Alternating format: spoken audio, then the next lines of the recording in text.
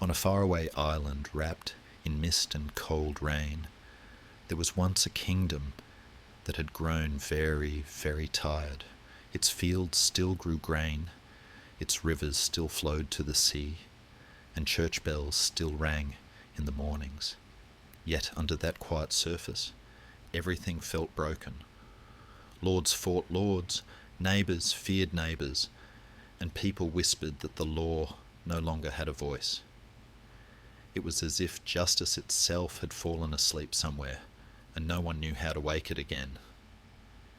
For many long years before, kings and nobles had struggled for the crown of this land. In the time people later called the Anarchy, two great claimants had torn the kingdom apart. Castles rose like thorns across the countryside, each one belonging to a lord who trusted only his own sword. When disputes arose, they were not taken to a calm court or a wise judge, but to the yard outside a stone keep where soldiers tightened their belts and sharpened their blades. Might was law, and law was might. The common folk, who tilled the soil and carried water and baked bread, had no shield but hope. When someone stole a cow or burned a barn, when a traveller was robbed on the road, there was no clear path toward justice. Some went to the local lord, but he might be cruel or busy with his own wars. Others turned to the church, hoping the priests could help, and sometimes they did. But the church had its own rules, its own courts, its own way of weighing right and wrong. In village after village, people began to feel that the land was not one kingdom, but many small worlds, each with its own harsh little law. In one valley, a man might be punished by losing a hand. In the next valley, for the same act, he might pay a fine or even walk free.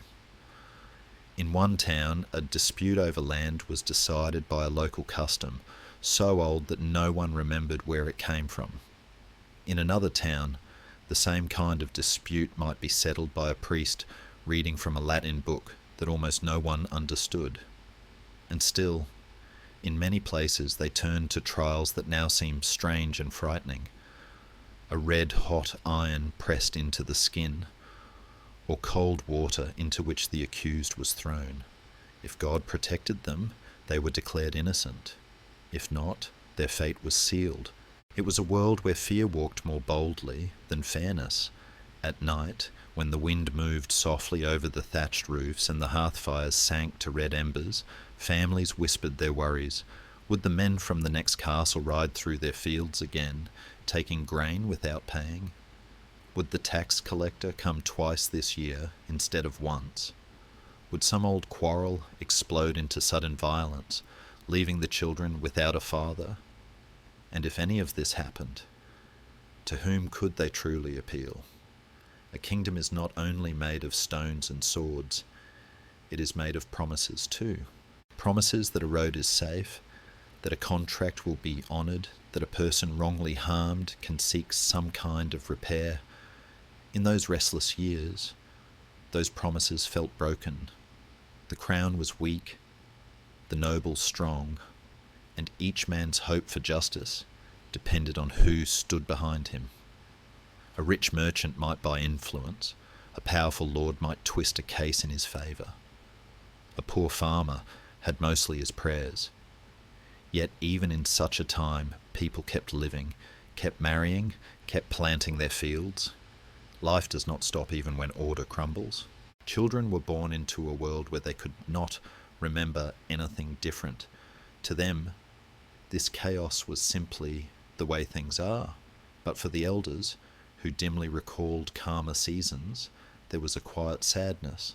They remembered days when royal messengers still rode the roads, when a king's word meant something more than an echo in a distant hall. Sometimes, in the smoky corners of taverns or beneath the arches of stone churches, people dared to ask a gentle question. Would there ever come a time when the land was whole again? When the same rules applied from one shire to the next? When one did not need a sword to feel safe? The church tried to be a refuge. Bishops and abbots cloaked in heavy robes, held their own courts. They protected some people within the walls of holy places. If a man reached the safety of a church and clung to the altar, he might be spared the worst.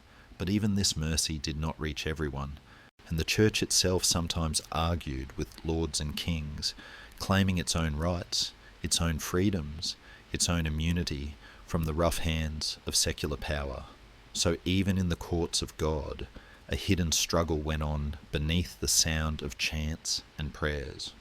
It is easy, from far away in time, to see only the battles and the banners, but in the quiet spaces between them lived the true weight of that age, a widow trying to keep her a small plot of land when a knight claimed it as his, a craftsman who had been cheated in a deal but dared not accuse a noble, a child who saw his father dragged away without any clear reason he could understand.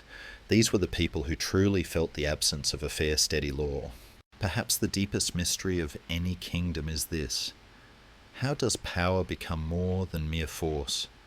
How does it turn into something people can trust, something that does not change with every new quarrel or every new lord?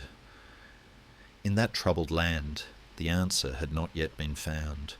The crown rested uneasily on the head of a king whose authority did not reach into every corner. The nobles ruled their own patches of land like small kings. The language of law was scattered, broken into pieces of custom and fear. And still, somewhere, beneath all the confusion, there was a quiet longing for something better. Messengers who crossed the sea brought news of a young man with serious eyes and a restless will. He had claims to this weary throne and dreams of a more ordered realm. On stormy nights, when the waves crashed against the shores and the wind moaned around the corners of lonely keeps, some lords spoke his name in low tones, weighing whether they should resist him or join him. They did not know that his coming would begin to change not only who wore the crown, but how justice itself was understood. The kingdom did not yet know his face. The common folk did not yet know his voice. But the land, tired of confusion and hungry for a law that felt less like thunder and more like steady rain, seemed almost to pause, as if taking a breath, waiting for the first steps of the one who would soon walk its roads and begin to bind it all together. And far away, beyond the grey waves, that young prince was already preparing to answer the silent call of a kingdom that had grown too weary of living without a common way to judge right and wrong.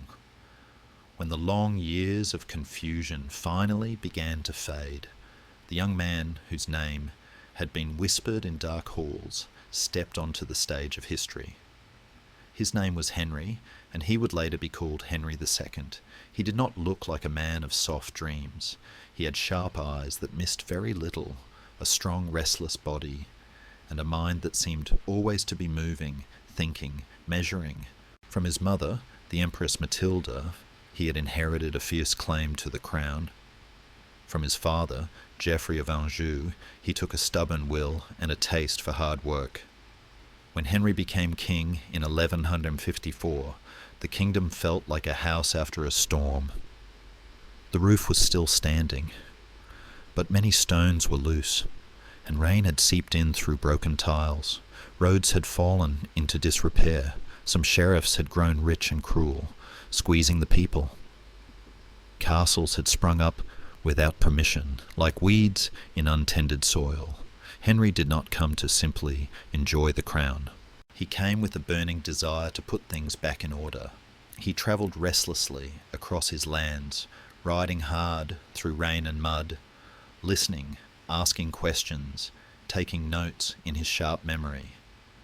Where others saw a tired mess, he saw a map of problems to be solved. He was not always gentle. He could shout and rage and even frighten those around him. But beneath the anger was a clear thought. A kingdom without order would tear itself apart again, and he would not let that happen. One of Henry's first acts was to deal with the symbol of lawlessness, the many adulterine castles built without royal permission during the anarchy. These private fortresses had allowed local lords to ignore the crown and rule like little kings.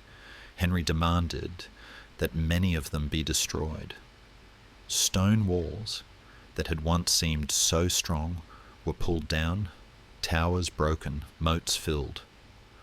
It was as if he were cutting back a wild forest to let the light reach the ground again. He also looked closely at the men who wore the king's badge, the sheriffs and royal officers.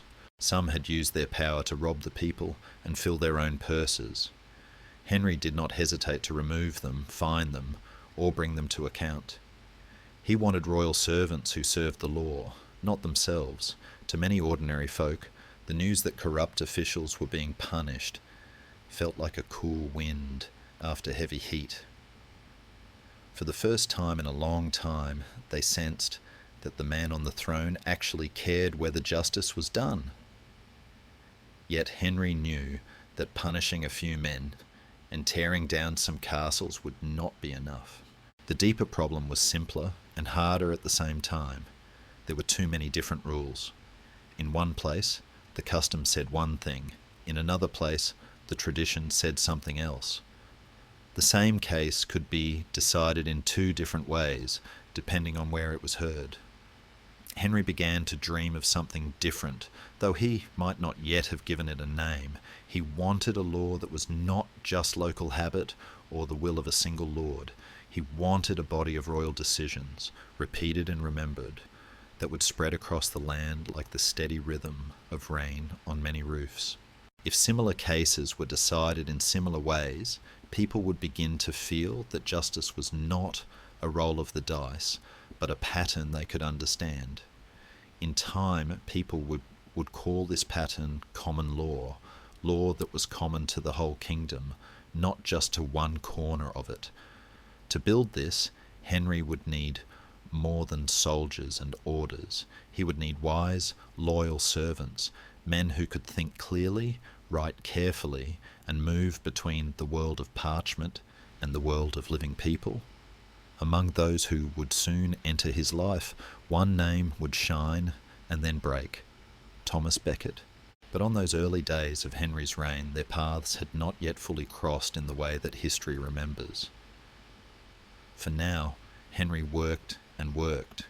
He held great councils where nobles, bishops, and officials gathered. He asked for reports from shires and towns. He looked back at old charters, old promises, old rites, sometimes dressed not in rich robes but in plain travel-stained clothes. He listened to disputes from simple folk. He did not always decide perfectly or kindly, but he was present, and that mattered. The land began to feel a new heartbeat, slow and firm. At night, when the hearths burned low and the sound of horses faded from the roads, people found they were telling new stories. They spoke of a king who had torn down unlawful castles. They spoke of sheriffs called to answer for their greed. They spoke of royal judges sent out across the shires, hearing many cases in the king's name. For a weary kingdom, these stories were like lanterns lit along a dark path. Still, nothing in this world is simple. Henry's vision of order sometimes pressed hard against the freedoms and customs of powerful men. Some lords did not like the king's nose in their business. Some churchmen worried that royal justice might push against the authority of the church. In the quiet corners of abbeys and in the echoing halls of great houses, new worries began to form, even as hope grew among common people. On certain evenings, when the king sat with his closest clerks and advisers, scrolls spread across the table and candles burning low, he would speak of the need for a kingdom where the law was strong enough to protect the weak, yet firm enough to bind the strong. Those listening might not have used the word revolution, but they sensed that something deep was changing. If you, listening now in your own quiet room, can feel a strange calm in this old story, that is no accident. History, told softly, has its own way of soothing the mind. If this journey through a sleeping kingdom, slowly waking under a new king's hand, is gently holding your attention, you may, if you wish, follow more of these tales. Somewhere on your screen, a small subscribe button waits in silence. If you tap it, we can keep meeting like this, night after night, among the low voices of kings, queens, and forgotten people who still have something to say. As Henry pushed forward, he also reached outward. His marriage to Eleanor of Aquitaine tied him to lands far beyond the narrow sea, making him ruler over a vast stretch of territory. This gave him more strength, more wealth, more worries. But in his English kingdom, the idea of a more unified law continued to grow. Royal courts became places where patterns began to form, where written records of decisions could be kept, remembered, and used again. The soil was being quietly prepared for the seeds of common law to root themselves. In one of those courts, or perhaps in the busy offices that fed them with parchment and ink, Thomas Becket would soon step forward, clever, charming, and eager to rise. Neither he nor Henry knew yet how deeply their lives would intertwine, or how sharply their paths would one day pull apart.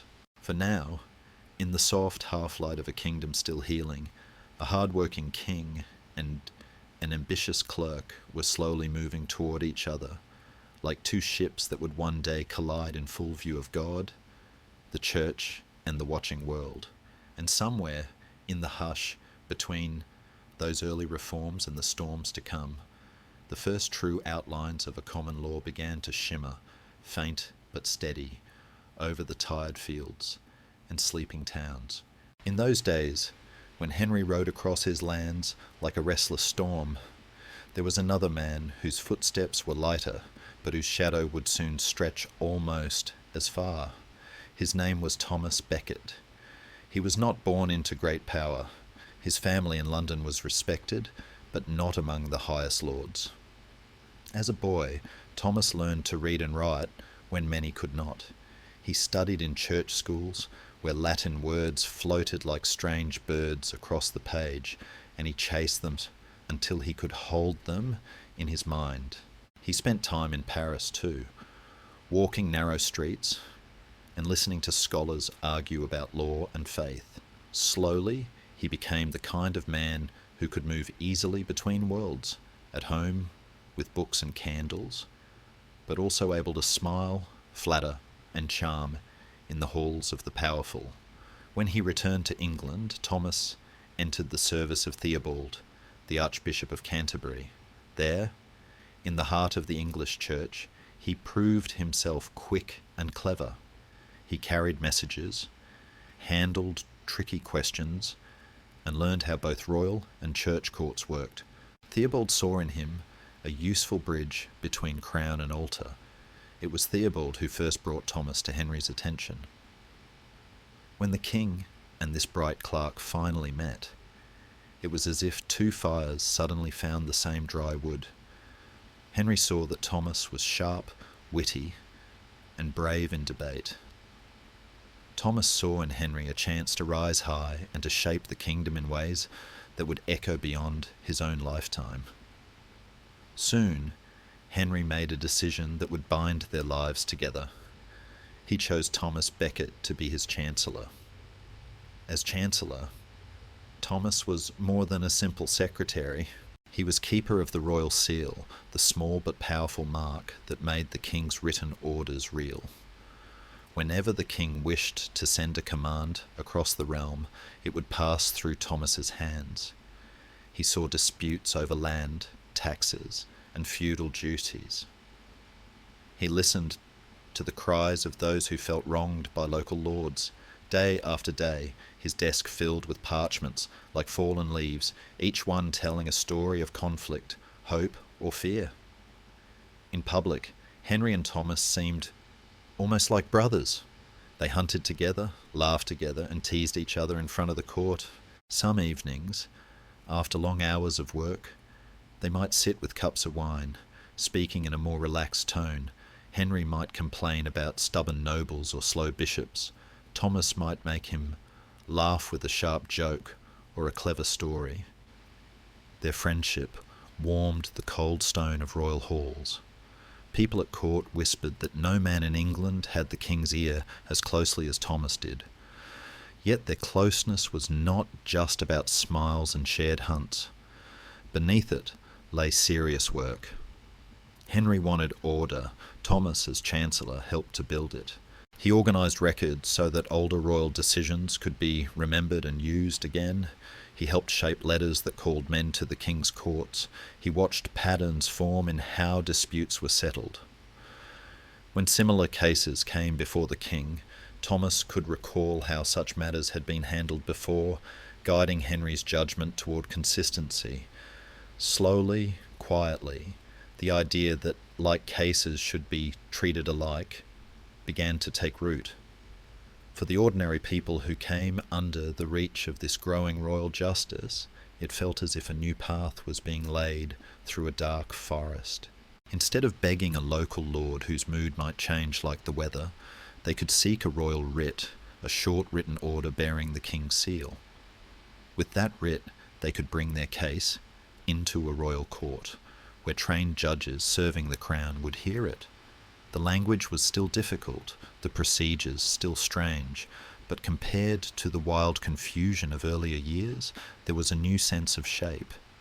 It was the early breathing of what would one day be called common law. Thomas moved through this world with a confident step.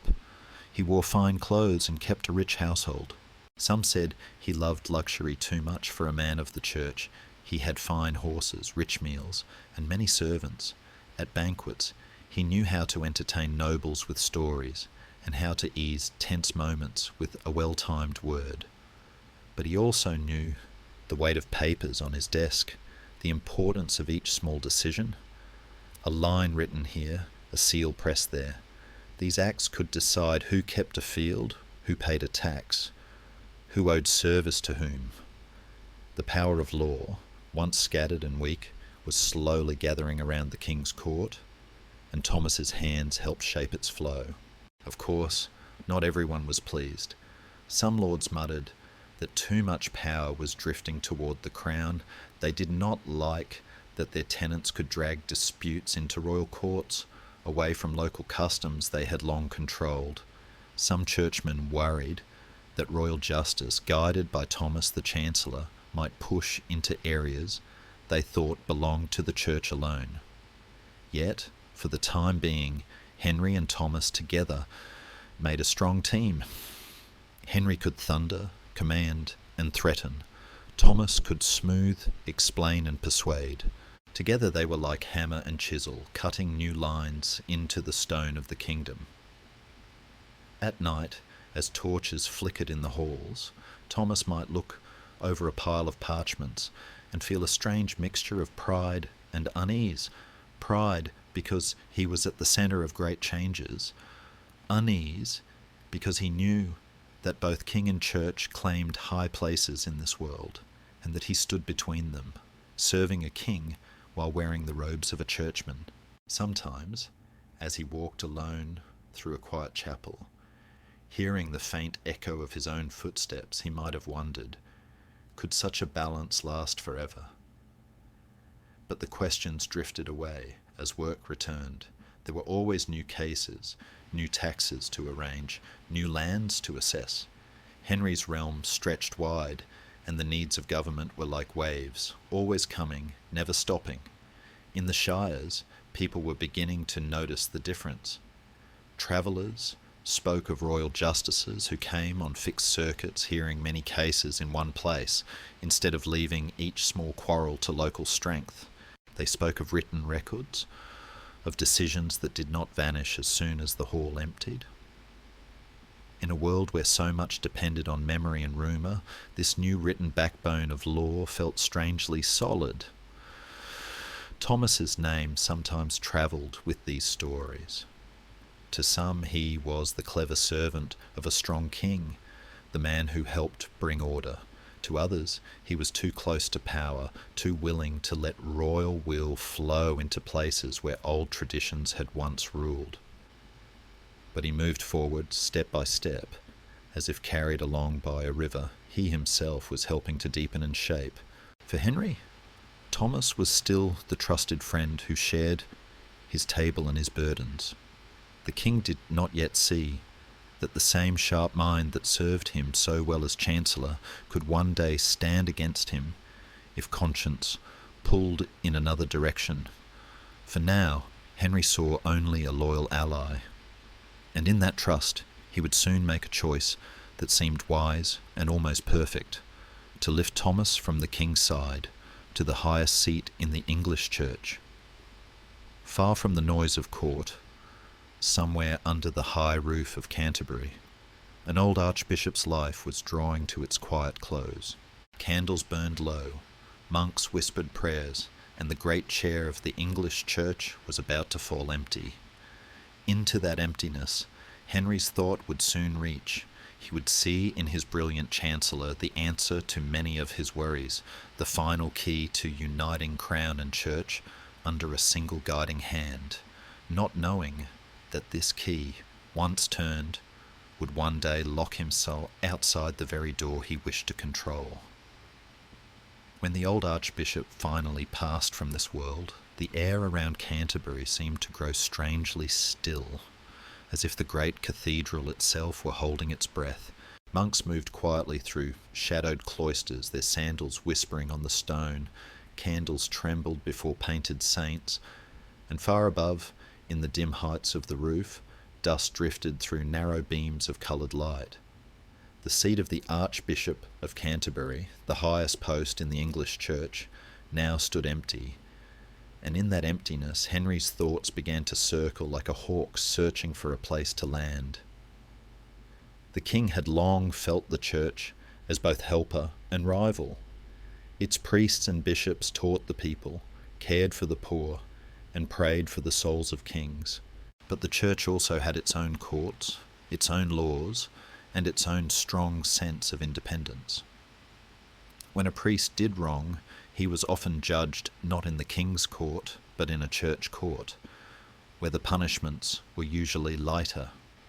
Henry, who dreamed of a realm where one firm system of justice ran through every shire, saw this as a crack in the wall he was trying to build.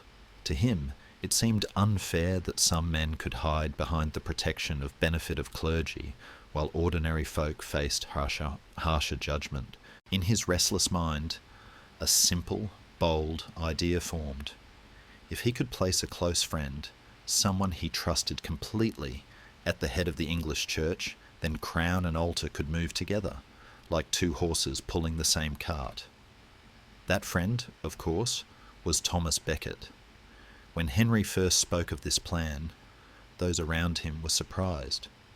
Thomas, though a deacon, was known more as a man of the world than a saintly figure. He loved fine food, rich clothes, and lively company. Some churchmen frowned at the thought of him wearing the heavy robes of an archbishop, but Henry believed that the same sharp, loyal mind that had served him as chancellor would continue to serve him even more powerfully as head of the church in England. He imagined a future in which Thomas would gently guide the bishops into agreement with royal policy, smooth over disputes, and accept reforms that brought clerical courts more in line with royal justice. In the king's mind, it was almost a perfect solution. Thomas, when he first heard of Henry's idea, did not feel such smooth certainty. Legend says that he warned the king, telling him that if he became archbishop, their friendship would be tested in ways Henry could not yet imagine. He knew that the leader of the English church could not simply be the king's servant. There were ancient duties to Rome, to the wider church, and to God. Still, Henry pressed, and the tide of events was strong. Thomas's protests, if he truly made them, as later stories say, were washed away by the force of the king's will and the hopes of others who thought a close alliance between crown and church would bring peace. So Thomas Becket was chosen to be Archbishop of Canterbury. In a moment that seemed quiet on the surface, but thunderous in its meaning, the King's Chancellor became the shepherd of England's souls. From that day, Thomas's life began to change in ways that surprised even those who thought they knew him well. He laid aside much of the outward splendour that had coloured his days as Chancellor. The rich robes grew simpler, the feasts less grand. He spent long hours in prayer, in study, and in quiet thought. To some it looked as if Thomas had stepped through an invisible doorway from one world into another. The confident courtier was still there, but now wrapped in a new seriousness, as if he felt the weight of every bell that rang over every parish in the land. Henry watched these changes with mixed feelings. At first, he may have been pleased to see his friend taking the role seriously. A pious archbishop could still be a useful ally, he told himself. But as the months passed, a different picture began to form. Thomas, now archbishop, started to defend the rights and freedoms of the church with a firmness that Henry had not expected. When questions arose about whether criminous clerks, churchmen who had committed serious crimes, should be handed over to royal courts after judgment in church courts, Thomas stood strongly on the side of church privilege. To him, the church's right to judge its own was an old and holy protection, not to be lightly broken.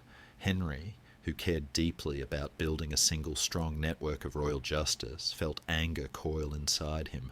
In his eyes, men who did wrong should not escape with light spiritual punishments simply because they wore holy robes. He saw dangerous loopholes, places where justice could leak away like water from a cracked jug. The arguments between king and archbishop grew sharper. They were no longer two allies bending the world together in the same direction. They were two great stones grinding against each other, sending out sparks. Yet beneath the harsh words there still lay the memory of their earlier friendship, of shared hunts and shared laughter. That memory made the clash even more painful. In 1164, Henry tried to set the rules of their relationship in clear writing through a set of statements later known as the Constitutions of Clarendon. These tried to define exactly how royal and church courts would relate, and they pressed hard against many of the protections the church claimed for itself. Some of the clauses said that clerics accused of serious crimes would come before royal justice. Others touched on appeals to Rome, and on how far churchmen could act without the king's knowledge. To Henry, these were reasonable measures to bring unity and order. To Thomas, they smelled of danger, of a crown reaching too far into God's house. At first, under pressure, and perhaps in fear, Thomas seemed to accept the constitutions. But soon his heart and conscience began to trouble him. He repented of his agreement, rejected parts of the document, and stood open in his resistance. The king felt not only challenged but betrayed. The man he had lifted so high, expecting loyal support, now stood before him as a defender of a different kind of law, one that would not bow easily to royal will. In halls filled with tense silence, in councils where courtiers watched with wide eyes, Henry and Thomas clashed in words that cut as deeply as any sword. The question between them was not small. It was this: who holds the final voice over the lives and actions of men in the kingdom, the crown or the church? Under that question lay others. What is the true shape of justice, and how can one law cover all, when some claim a higher, sacred law beyond the king's reach? As their quarrel sharpened, Thomas's position grew more dangerous. Accusations were brought against him, sure. Pressures mounted.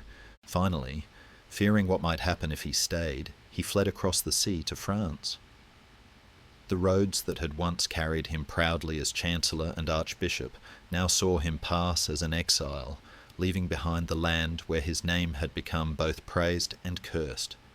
In England, Henry continued his efforts to strengthen royal courts and the growing body of common law, but now without the friend who had once been his greatest helper. In France, Thomas prayed, argued, and appealed to the wider church for support.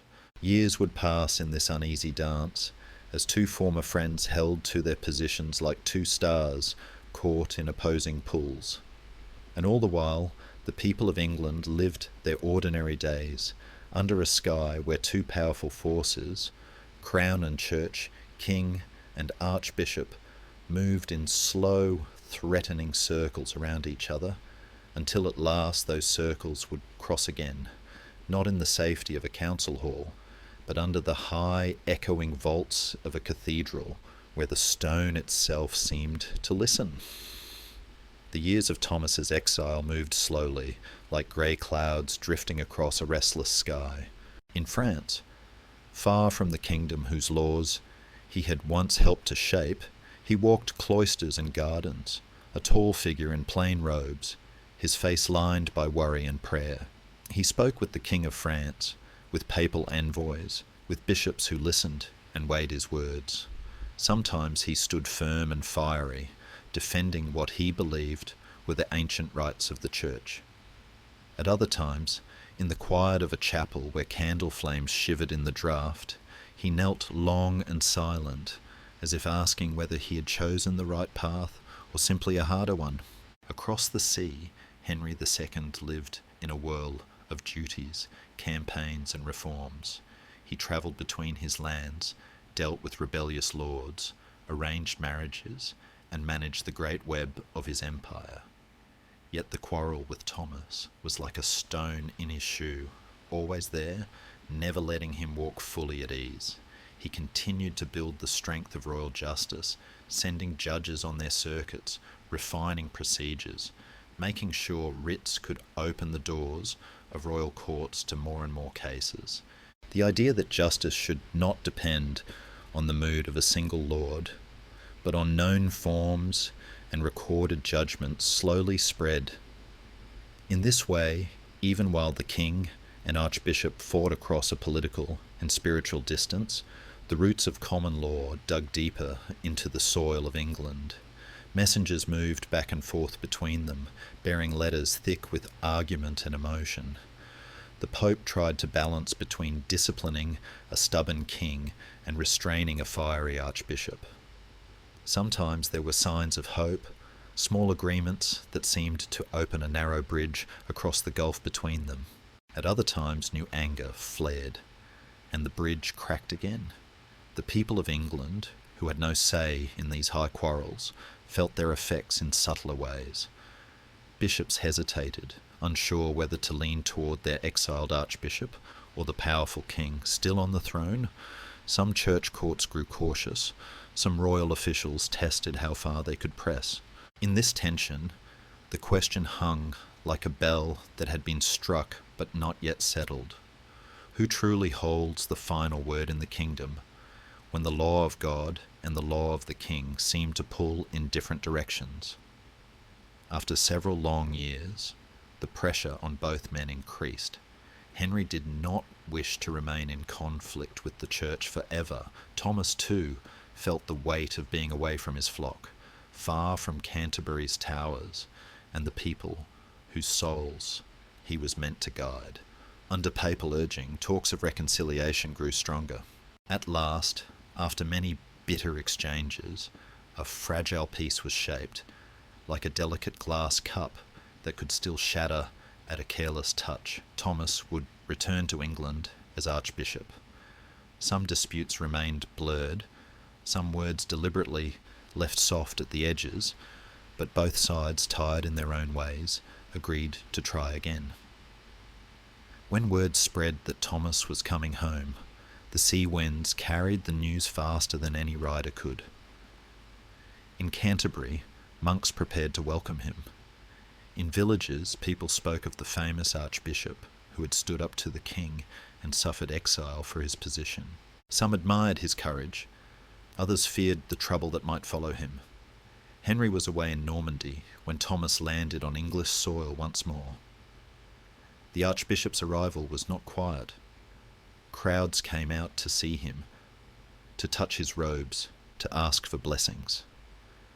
To some, he appeared as a living symbol of resistance to royal overreach. To others, he was a shepherd returning to his scattered sheep. Thomas walked with a mixture of joy and tension. He was back in the land whose churches and courts had shaped his fate, but he knew that many eyes watched him, some with suspicion, some with devotion. At first there were gestures of peace. Messages crossed the channel, speaking of forgiveness and restored friendship. Yet beneath the gentle words, old wounds were tender.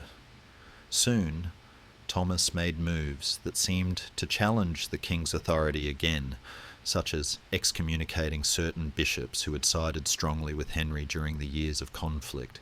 These acts to Thomas were simply the work of an archbishop restoring order in his house. To Henry, they felt like sharp slaps aimed at his allies and, indirectly, at himself. When the news reached the king, far from England's shores, it stirred his temper like a sudden storm over calm water.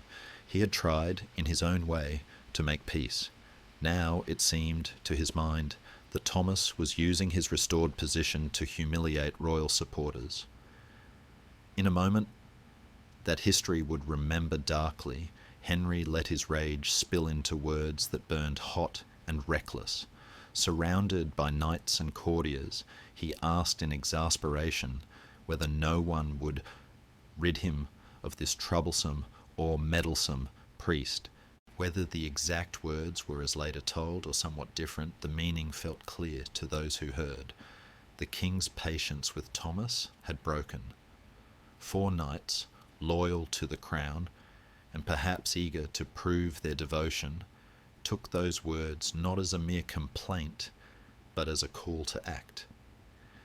They left the king's side and rode hard toward England, their armour clinking, their thoughts fixed on the man who had become the king's torment. As they crossed the cold sea and then the winter fields, the world around them remained mostly unaware of what was about to unfold. In Canterbury, life went on with its usual rhythms. Bells rang, monks sang, candles burned low. Thomas, though uneasy about the growing tension, continued his duties, praying, preaching, and walking the long, echoing aisles of his cathedral. If you are still awake, with this story gently weaving through your thoughts, you may feel the way history sometimes slows just before a great blow falls. It is in these quiet moments, when nothing violent yet has happened, that the future seems most fragile. If you wish to walk through more of these hushed corridors of the past, you can, if you like, press the small subscribe button waiting somewhere nearby. It rests there like a tiny lantern in your digital night, and with one soft touch, we can keep returning together to these old, whispering stones, night after night, until the tales have all been told. As the year 1170 drew toward its end, the 4 knights finally approached Canterbury. Perhaps the sky was low and grey, and the wind carried the faint smell of the sea. They did not arrive as open enemies leading armies, but as armed men who believed they carried the anger of a king. What passed through their minds as they neared the great cathedral we cannot know with certainty. Duty, pride, fear, and a desire to fix what they believed their master could not fix with words alone. All these might have circled in their hearts. Inside the cathedral, stones that had seen centuries of prayer stood quiet, unaware of how suddenly they were about to be stained by a new, shocking memory. Thomas, firm in his role as shepherd and defender of the church, would soon face those who had ridden under the shadow of the king's outburst. The long, tangled struggle between royal justice and church privilege, between 2 former friends now pulled apart by belief and power, was about to reach a moment that would echo far beyond the cold floor where they would meet. And somewhere, deep in the silence between each toll of the cathedral bells, it was as if history itself took a breath, waiting for the sound of armoured footsteps on stone and the words that would be shouted beneath the high painted arches as destiny stepped across the threshold. The winter day was already fading when the 4 knights rode into Canterbury, their horses' breath steaming in the cold air. The streets were damp, the sky low and heavy, and small groups of townsfolk paused to watch the armoured men pass. They did not come with banners or trumpets. They came as if on private business, but there was a hardness in their faces that made some people step quietly back into their doorways. The great cathedral rose ahead of them, its towers like stone fingers reaching into the grey sky, its bells occasionally sending soft waves of sound over the town. Thomas Becket was in his house near the cathedral when word reached him that royal knights had arrived. Those who were with him saw, it is said, that his face grew thoughtful but not afraid. He had long known that his stand against the king's wishes carried dangers, yet he had returned to his post believing that an archbishop could not live always in fear. He listened, asked a few questions, and then prepared to meet them. Inside the archbishop's hall, the air was thick with tension. The knights entered, armed, their cloaks heavy with the chill of the day. Words were exchanged, sharp and hot, like sparks snapping from a fire. The knights accused Thomas of betraying the king, of stirring up trouble, of insulting royal authority by his actions against the king's supporters. Thomas answered that he was obeying God and the rights of the church, not seeking to wound the crown. Voices rose. Witnesses would later remember the scene in different ways, but all agreed that anger filled the room like a storm cloud. At last the knights left, their tempers uncooled. They went to arm themselves fully, to put on helmets and take up swords and axes. What had begun as a fierce argument was sliding, step by heavy step, towards something darker. Those close to Thomas begged him to take care, to close the doors, to find safety in one of the cathedral's hidden places. The archbishop, however, chose another path. He refused to bar the doors of the church against violence. A shepherd, he said, should not run from his flock. So, as the evening drew in, Thomas Becket walked to the cathedral for the service of Vespers. The evening prayers sung as daylight faded. The great doors opened, and he stepped inside. The cold air gave way to the softer chill of stone. Candles flickered along the walls, and the voices of monks rose and fell in simple, steady chants. The arches above seemed to float in the dimness, like the ribs of some great sleeping creature. In that sacred place, the noise of the world outside became a distant murmur, but the world was coming in. The knights, fully armed now, followed Thomas to the cathedral. They pushed through the outer spaces, shouting for him, their metal footsteps ringing on the stone. Some who heard them scattered in fear, others froze, unsure whether such violence could truly invade a house of God. Thomas stood near the steps that led toward the heart of the church, surrounded by a few close clerics.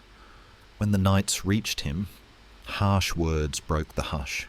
They demanded that he yield, that he submit, that he undo the acts that had angered the king. Thomas refused. He raised his voice, not to scream, but to say calmly that he would not betray the rights of the church or bend his conscience to please any earthly power.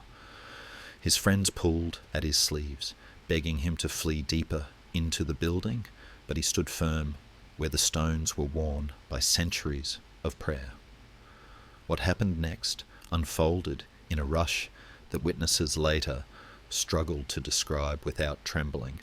The knights, their anger inflamed, drew their weapons. In a place where the loudest sound should have been the echo of hymns, there came the harsh ring of steel and the thud of heavy blows. Thomas did not fight back. There in the half-light of the cathedral, under the calm gaze of carved saints, the archbishop fell beneath the weapons of the king's knights.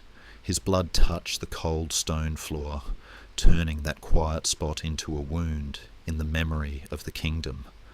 Monks cried out in horror. Some fled.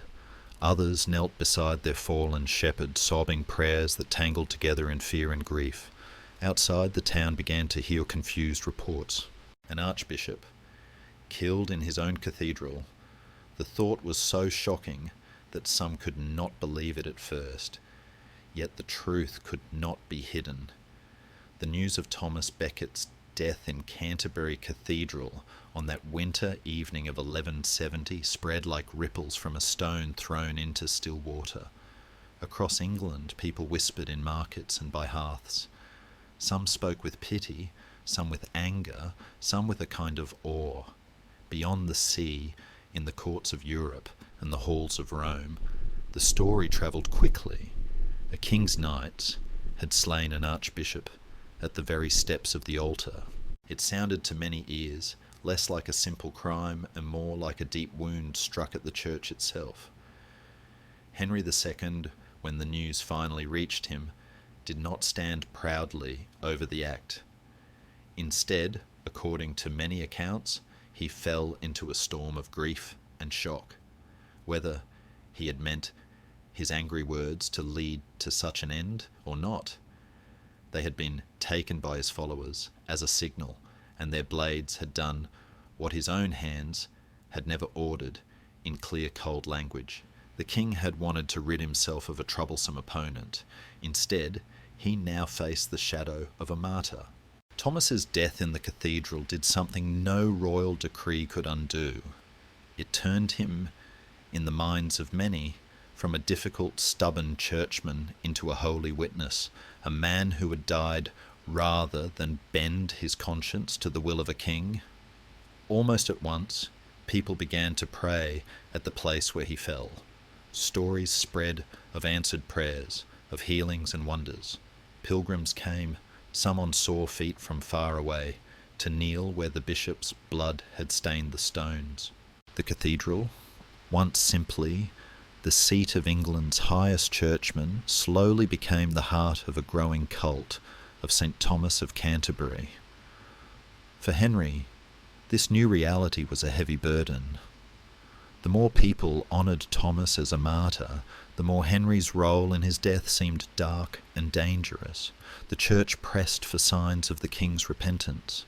Other rulers watched to see whether he would bow his head or try to stand proud against the rising wave of devotion to the dead archbishop. Inside Henry's own mind there must have been long silent nights. A strong king, skilled in war and law, now had to face a question too large for any army to defeat. Had his anger, his hunger for a unified royal justice, led him to step across a line that no king should cross? It is here, in the hush after the blow has fallen, that history grows very quiet and very deep. One can almost see Henry, alone in a chamber lit by a single candle, staring at the flame and listening to the faint, distant sounds of his vast realm. Somewhere in that darkness, he would begin to understand that even a king might need to kneel, that power without moral weight is like a sword with no hand to guide it. In time, his response to Thomas's death would surprise many. The proud king, walking barefoot through the streets of Canterbury, submitting to public penance, letting monks strike his back with whips as he prayed at the tomb of the man whose blood had been spilled by his knights. And through that act, strange as it seemed, another thread was added to the long, tangled rope of English law and custom, the idea that there was a higher standard than royal will, a judgment before which even a king might have to bow. But that part of the story still waited in the shadows ahead. For now, the cathedral at Canterbury stood in uneasy silence, its stones holding the memory of a sudden brutal evening. Pilgrims were beginning to arrive, candles were beginning to multiply around the place where Thomas had fallen, and across the kingdom people spoke a little more softly when they said his name. And somewhere beyond those murmurs, beyond the rush of daily tasks and the slow turning of seasons, another path of history was quietly beginning to open, one that would lead from this martyr's shrine toward new questions about kings, law, and the limits of power. In the months and years after Thomas Becket fell beneath the swords in Canterbury, The ripples of that one violent evening spread farther than any of the nights could have imagined. The cathedral where his blood had touched the stone changed quietly at first. Monks cleaned the floor, whispered prayers, and tried to return to their routines. But people came. They came from nearby villages, then from further towns, and soon from distant lands. They came on aching feet, with walking sticks and bundles of bread, with griefs and hopes tucked silently in their hearts. They knelt where Thomas had died, touched the stone, and whispered their troubles. Stories began to flow like small streams joining a river. This child healed. That sick man strengthened. A long quarrel softened after a prayer said at Thomas's resting place. Whether all these tales were true, in the way we would measure truth today, is less important than how they felt to the people of that age. To them it seemed clear. The archbishop who had stood up to the king and died in God's house now listened more closely to those who called on him. Very soon, the church recognized this rising devotion. Thomas Becket was declared a saint, and his name was added to the long line of holy men and women honoured by Christians across Europe. St. Thomas of Canterbury became a new bright light in the sky of faith, and England, once known for its quarrels, now held a martyr whose story stirred hearts from Rome to the smallest chapel in the countryside. For Henry II, this change was like watching a shadow grow taller every day. He had not struck the blows, but his angry words had lit the fire in the knights' minds. Now he saw pilgrims walking not only to honour Thomas, but also, in a hidden way, to stand as witnesses against the king's part in the tragedy. The more miracles were reported, the more firmly people believed that Thomas had died for conscience and for the freedom of the church. And if Thomas was a martyr, what did that make the king, whose temper had helped send the knights on their bloody path? Henry was a practical man, a builder, an organiser, but he was not made of stone. In the quiet of his own prayers, he must have felt the weight of guilt pressing on him like a heavy cloak. The church did not forget his role. There were threats of censure, of spiritual punishments that could shake even so strong a ruler. Kings needed the blessing of the church as much as they needed swords and coins. Henry, who had spent his life stitching his vast lands together with law and force, now faced something he could not simply command: the judgment of heaven, as voiced by priests, bishops, and the growing crowds at Thomas's shrine. At last the king chose a path that would astonish the proudest lord in his realm. In 1174 he came to Canterbury not as a shining ruler on a high horse, but as a penitent. He walked barefoot through the streets, over the stones that ordinary folk trod every day. His feet bled, and his royal dignity, for a time, was set aside like an old cloak.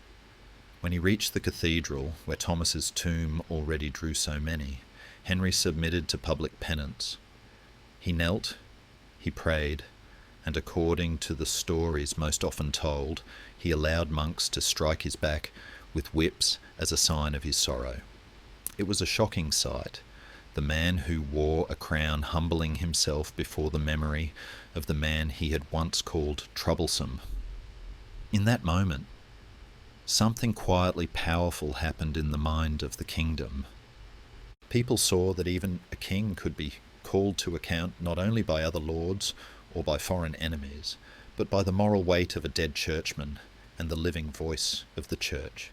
The lesson lodged itself deep in the soil of English thought. There were forces higher than the crown, and law was not just whatever the king happened to want on a bad day.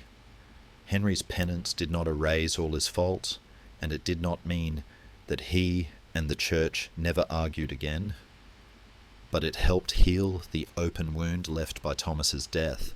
The Pope was more willing to look kindly on the king. The cult of St. Thomas grew even stronger, now wrapped in the strange glow of a story where a king had walked humbly to a martyr's tomb. And Henry, for all his pain and shame emerged with his throne intact and his energy not yet spent. He returned to his work of ruling, of organising, of shaping the instruments of royal justice. Under his rule, important steps had already been taken toward what we now call common law, royal justices travelling on set circuits, written records of decisions, clear procedures for bringing cases into royal courts. These changes did not stop because of Thomas's martyrdom. If anything, the idea that law should stand above personal anger grew even more important. Henry could see how dangerous it was when a moment of temper led to actions that stained both his name and his realm. A law strong enough and steady enough to bind king, lord, priest, and peasant alike would be a safer guide than the heat of anyone's heart. In the villages, people went on ploughing fields, baking bread, and telling stories by the fire. Among those stories now was the tale of the proud king who had to kneel, and the archbishop who had died rather than bow his conscience. Children heard these tales and learned, without needing a book, that power and holiness were not simple things. They heard that the church had won a kind of victory by gaining a martyr, but they also saw that the king's courts grew busier, the reach of royal justice wider. Two great currents flowed side by side through the life of the realm, one of spiritual authority, strengthened by Thomas's blood, and one of royal law, strengthened by Henry's reforms and the hard lessons of his own mistakes. Over time, these currents would twist together, sometimes clashing, sometimes supporting one another, as England slowly moved toward a future in which the question, who rules, would be joined by another, quieter question, by what law? The memory of Becket's stand and Henry's penance lingered, like a faint scent in the air, whenever kings and churchmen argued. It reminded them that there were limits to every hand, no matter how strong. Yet the story was not finished. The Plantagenet line would not end with Henry. Other kings would follow, some weaker, some more reckless, some burdened by failures very different from Henry's. And the great tension between royal power and the demands of law would not stay chained inside church walls. It would move out onto the open fields by the Thames, where barons in armour would one day face a troubled king and force his hand to a charter written in firm Latin lines. In that distant moment, the whispers of St. Thomas's martyrdom and Henry's humbled walk to Canterbury would still be present, like echoes behind the louder voices. For the idea that even a king must answer to something beyond himself had already entered the kingdom's dreams.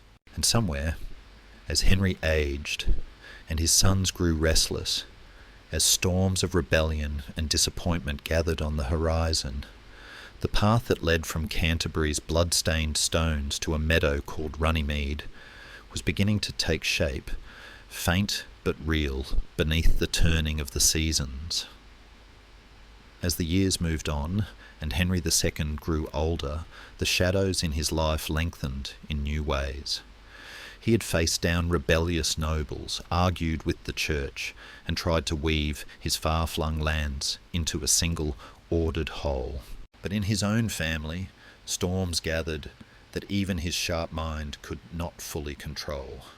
His sons, hungry for power and impatient with waiting, rose against him more than once. Promises made and broken, alliances twisted and untwisted. The king, who had fought so hard to tame a wild kingdom, now found his own house filled with unrest. The story of fathers and sons is as old as time, and in Henry's case, it ended sadly. One son, the young Henry, known as the young king, died before he could truly rule.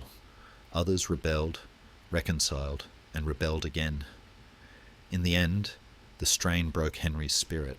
He died in 1189, worn down by years of effort and disappointment, murmuring, it is said, bitter words about the sons who had turned against him.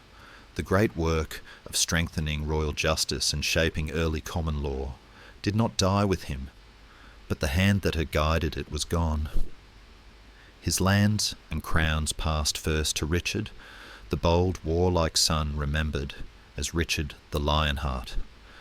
Richard's heart burned more for crusades and distant battles than for the slow, patient work of ruling at home. He spent much of his reign away from England, fighting in the Holy Land or struggling with rivals in France. His courage was real, his fame bright, but his attention often lay far from the fields and courts of the kingdom whose crown he wore. In his absence, officials and justiciars kept the royal courts moving. The habits Henry had set in motion continued to run like a mill that keeps turning even when its builder has walked away. Writs were still issued, circuits still travelled, decisions still written down. Common law, once a faint outline, was becoming a sturdier frame. Yet without a steady king present, burdens grew heavier, especially the burden of taxes needed to pay for distant wars and costly ransoms. The people felt those demands in each coin collected, each new levy announced. When Richard died in 1199, without legitimate heirs, the crown passed to his younger brother John. John, later called Lackland because he had once been left without a large inheritance, now found himself with more land and responsibility than his nature could easily bear. He was clever, often very clever, and he could be charming when he wished. But he was also suspicious, quick to anger, and sometimes cruel in ways that left deep scars. A king who mistrusts others often finds that others soon mistrust him in return. From the beginning, John's reign was marked by problems. He fought with the King of France and lost large parts of his lands on the continent, including much of Normandy. These losses wounded his pride and shook the confidence of his barons, many of whom held estates both in England and across the Channel. Their world, once bound together by Plantagenet power, began to crack as John's conflicts with France weakened the wide Angevin Empire his father had built. At the same time, John quarrelled with the church in a way that brought back memories of Henry's fight with Thomas Becket, but with a different flavour. When there was a dispute over who should be Archbishop of Canterbury, John resisted the choice approved by the Pope. The Pope responded with powerful spiritual weapons, placing England under an interdict which limited church services and eventually excommunicating John himself. For a time, the King of England stood apart from the sacramental life of the church, and his kingdom felt like a house from which many of the candles had been suddenly taken away. Eventually, John submitted, accepting the Pope's authority and even acknowledging the Pope as a kind of feudal lord over England. But every quarrel left marks. To pay for his wars and cover his failures, John squeezed money from his barons and from towns in harsh and often inventive ways. Taxes grew heavy, fines multiplied, and the sense that the king might move at any moment to demand more became a constant worry. Law, which under Henry had grown into something that could protect as well as punish, now sometimes felt like a net the king could tighten whenever he wished. In the shires and baronial halls, whispers began to rise. Men remembered the old promises of royal justice, the idea that the king's courts were there to ensure fairness, not simply to feed the crown's hunger. They also remembered, though sometimes dimly, that once, long ago, a king had knelt in Canterbury, showing that even the highest ruler could be humbled when he brushed too hard against what people felt was right and sacred. The church, having seen Thomas Becket turned into a martyr and then a powerful symbol, had learned that it could, under some conditions, stand against a king and emerge with greater moral authority. The barons watched and thought. They were not saints. Many of them were fierce, proud, and concerned for their own rights and incomes. Yet out of their worries and anger began to grow a new kind of resistance. It was not only about personal grudges, though There were plenty of those. It was also about the patterns of royal behaviour, the sudden seizures of land, the unjust fines, the use of law not as a shield but as a whip. In this landscape, the earlier development of common law played a quiet role, because there now existed a growing body of royal decisions, known procedures and expectations about how justice should work. The barons had something to point to when they said that John had gone too far. They could argue not only that the king was cruel, but that he was breaking the practices and customs that had taken shape over generations. A law that was common to the realm meant little if the king could ignore it whenever it suited him. The idea that even the king should be bound by the law, faint in Henry's time and darkened by the tragedy at Canterbury, now began to glow a little brighter in the minds of John's opponents. In their halls, by the warmth of their fires, barons and their clerks took out parchments, read old charters, and discussed ancient rights. They spoke of feudal obligations that had limits, of taxes that could not be raised endlessly without consent. They spoke, too, of the lawful judgment of one's equals, the thought that a free man should not be condemned simply by the will of the king, but judged by men of similar rank in accordance with known law. All these threads twined together with more personal grievances, forming a rope of discontent that tightened year by year around John's reign. In the towns and countryside, ordinary people might not know all the Latin words or follow all the high arguments, but they felt the squeeze in their own ways. A merchant facing heavy tolls and arbitrary demands, a small landholder caught in a tangle of fines and fees, a knight watching his scutage payments rise as the king tried to buy soldiers instead of calling traditional feudal service. All of them sensed that something in the balance of the realm was off.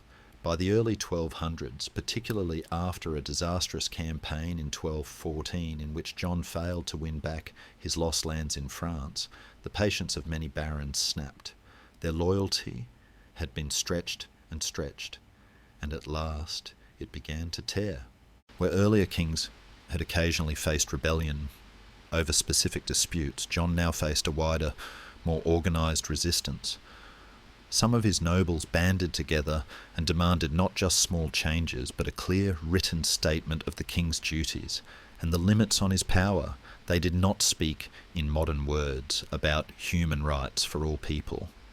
Their minds were fixed mostly on the rights of the nobility and the church, yet in seeking to protect their own positions, they were about to help create a document whose echoes would one day reach far beyond their class and their century.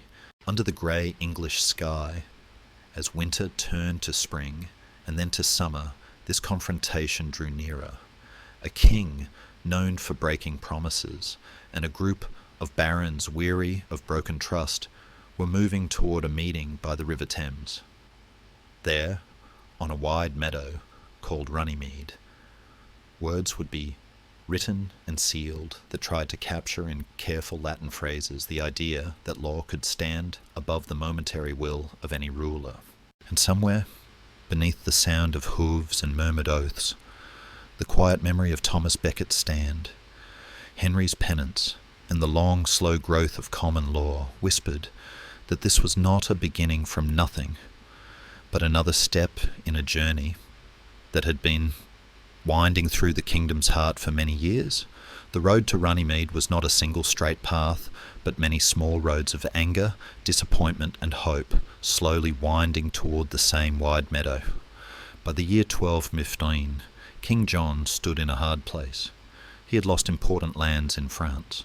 He had quarrelled with the church and then made peace in a way that left some of his own lords uneasy. He had taxed heavily, fined sharply, and used the tools of law like a net thrown again and again over his own people. The barons, who were both his subjects and his partners in ruling, had watched this for years. Some of them had tried to argue quietly, to send letters to ask for changes. But John's temper, his habit of promising and then twisting his word, had worn away their trust. In the end, many of them did something very serious in their world. They broke the oath of loyalty they had once sworn and rose in open rebellion against their king. They did not all move at once like a single army. Some hesitated, some joined later. Some stayed with John. Yet a strong part of the realm turned its face against him. The rebel barons marched, took important towns, and even seized London, the great city whose wealth and trade were like a beating heart at the centre of the kingdom. For a medieval king, losing London was not just a military problem. It was a blow to his pride and to his sense of control. John found himself forced to negotiate, his power weakened by his own past choices. In this tense time, ideas that had been floating in the air for years began to take shape on parchment. The barons did not simply ask John to be nicer. They wanted clear promises written down, promises that could be pointed to later when memories grew fuzzy, or when a king tried to claim he had never agreed to anything. Their minds turned to charters they already knew, old documents in which kings had granted rights to towns, to churches, to individuals. If such charters could protect a monastery or a city, why not something larger, something that set down the rights of the realm's most powerful subjects in relation to the crown itself? So began the long, careful work of drafting what would become known as Magna Carta, the Great Charter. In a quiet way, it gathered together many strands. There were clauses about feudal payments, trying to stop the king from taking unreasonable sums when a baron's heir came of age or when a daughter was married. There were clauses about the City of London and other towns, confirming their traditional liberties. There were promises to respect the freedom of the church, a soft echo of the old quarrels that had turned Thomas Becket into a martyr. And there were clauses about justice which reached down toward the growing body of common law and tried to put walls around the king's ability to twist it. The air around these talks must have felt heavy and unsure. Barons did not trust John, and John did not trust the barons, yet both sides were tired of war and worried about the future. The Pope's representatives watched too, for the Church had its own interests. Out of these overlapping anxieties and hopes, the words of the Charter were slowly shaped in Latin, line after line, like stones laid carefully into a new kind of foundation. When spring turned to early summer, they met at last in the open air near the River Thames at a meadow called Runnymede. One can imagine the scene, tense-pitched, banners snapping softly in the wind, groups of armoured men watching each other with wary eyes, yet beneath the steel and colour, something more delicate was happening. A king, pushed by failure and pressure, was about to place his seal on a document that limited his own freedom of action. The event would later be pictured in paintings as John boldly signing Magna Carta at a grand table. In truth, the process was likely less neat, with discussions, doubts, and the use of the royal seal rather than a simple signature. But what mattered was not the pose, it was the promise. In June 1215, under the grey English sky, King John agreed to this great charter. Some of its clauses were very detailed, even dry, dealing with things like weights and measures, or fish traps on rivers, or the rights of widows to their dowers. Yet among these practical points, a few lines shone with a quieter, deeper light. One promised that no free man would be seized, imprisoned, stripped of his rights or possessions, exiled or ruined, except by the lawful judgment of his equals or by the law of the land. Another said that justice would not be sold, denied, or delayed. To modern ears, these phrases may sound like the beginning of a wide promise to all people, but in that age they were meant mainly for a narrower circle of free men, especially the upper ranks. Still, their shape carried a seed. The idea that there was such a thing as law of the land standing apart from a ruler's sudden wish, and that judgment should come not from a king's anger alone, but from known rules, and from people who stood at the same social level as the one judged. Those lines echoed the growing habits of common law, where royal courts tried to treat similar cases in similar ways, and where written records guided judges as much as royal moods did. They also faintly reflected the old vision of Becket's stand, where a single conscience had tried to hold its ground against a king's plans. Magna Carta did not speak with the voice of a saint, but with the voice of barons protecting their interests. Yet, in doing so, it caught and preserved some of the wisdom that had grown from earlier conflicts, that power without limits leads to fear, and that law, to be trusted, must have a shape that even the highest in the land must respect. When John's seal was pressed at the bottom of the parchment, a strange stillness may have passed over those watching. They could not know how long the peace would last. They could not know that John would quickly appeal to the Pope, who would soon declare the charter invalid. They could not know that war would break out again, or that the document would be reissued, revised and reshaped by later kings.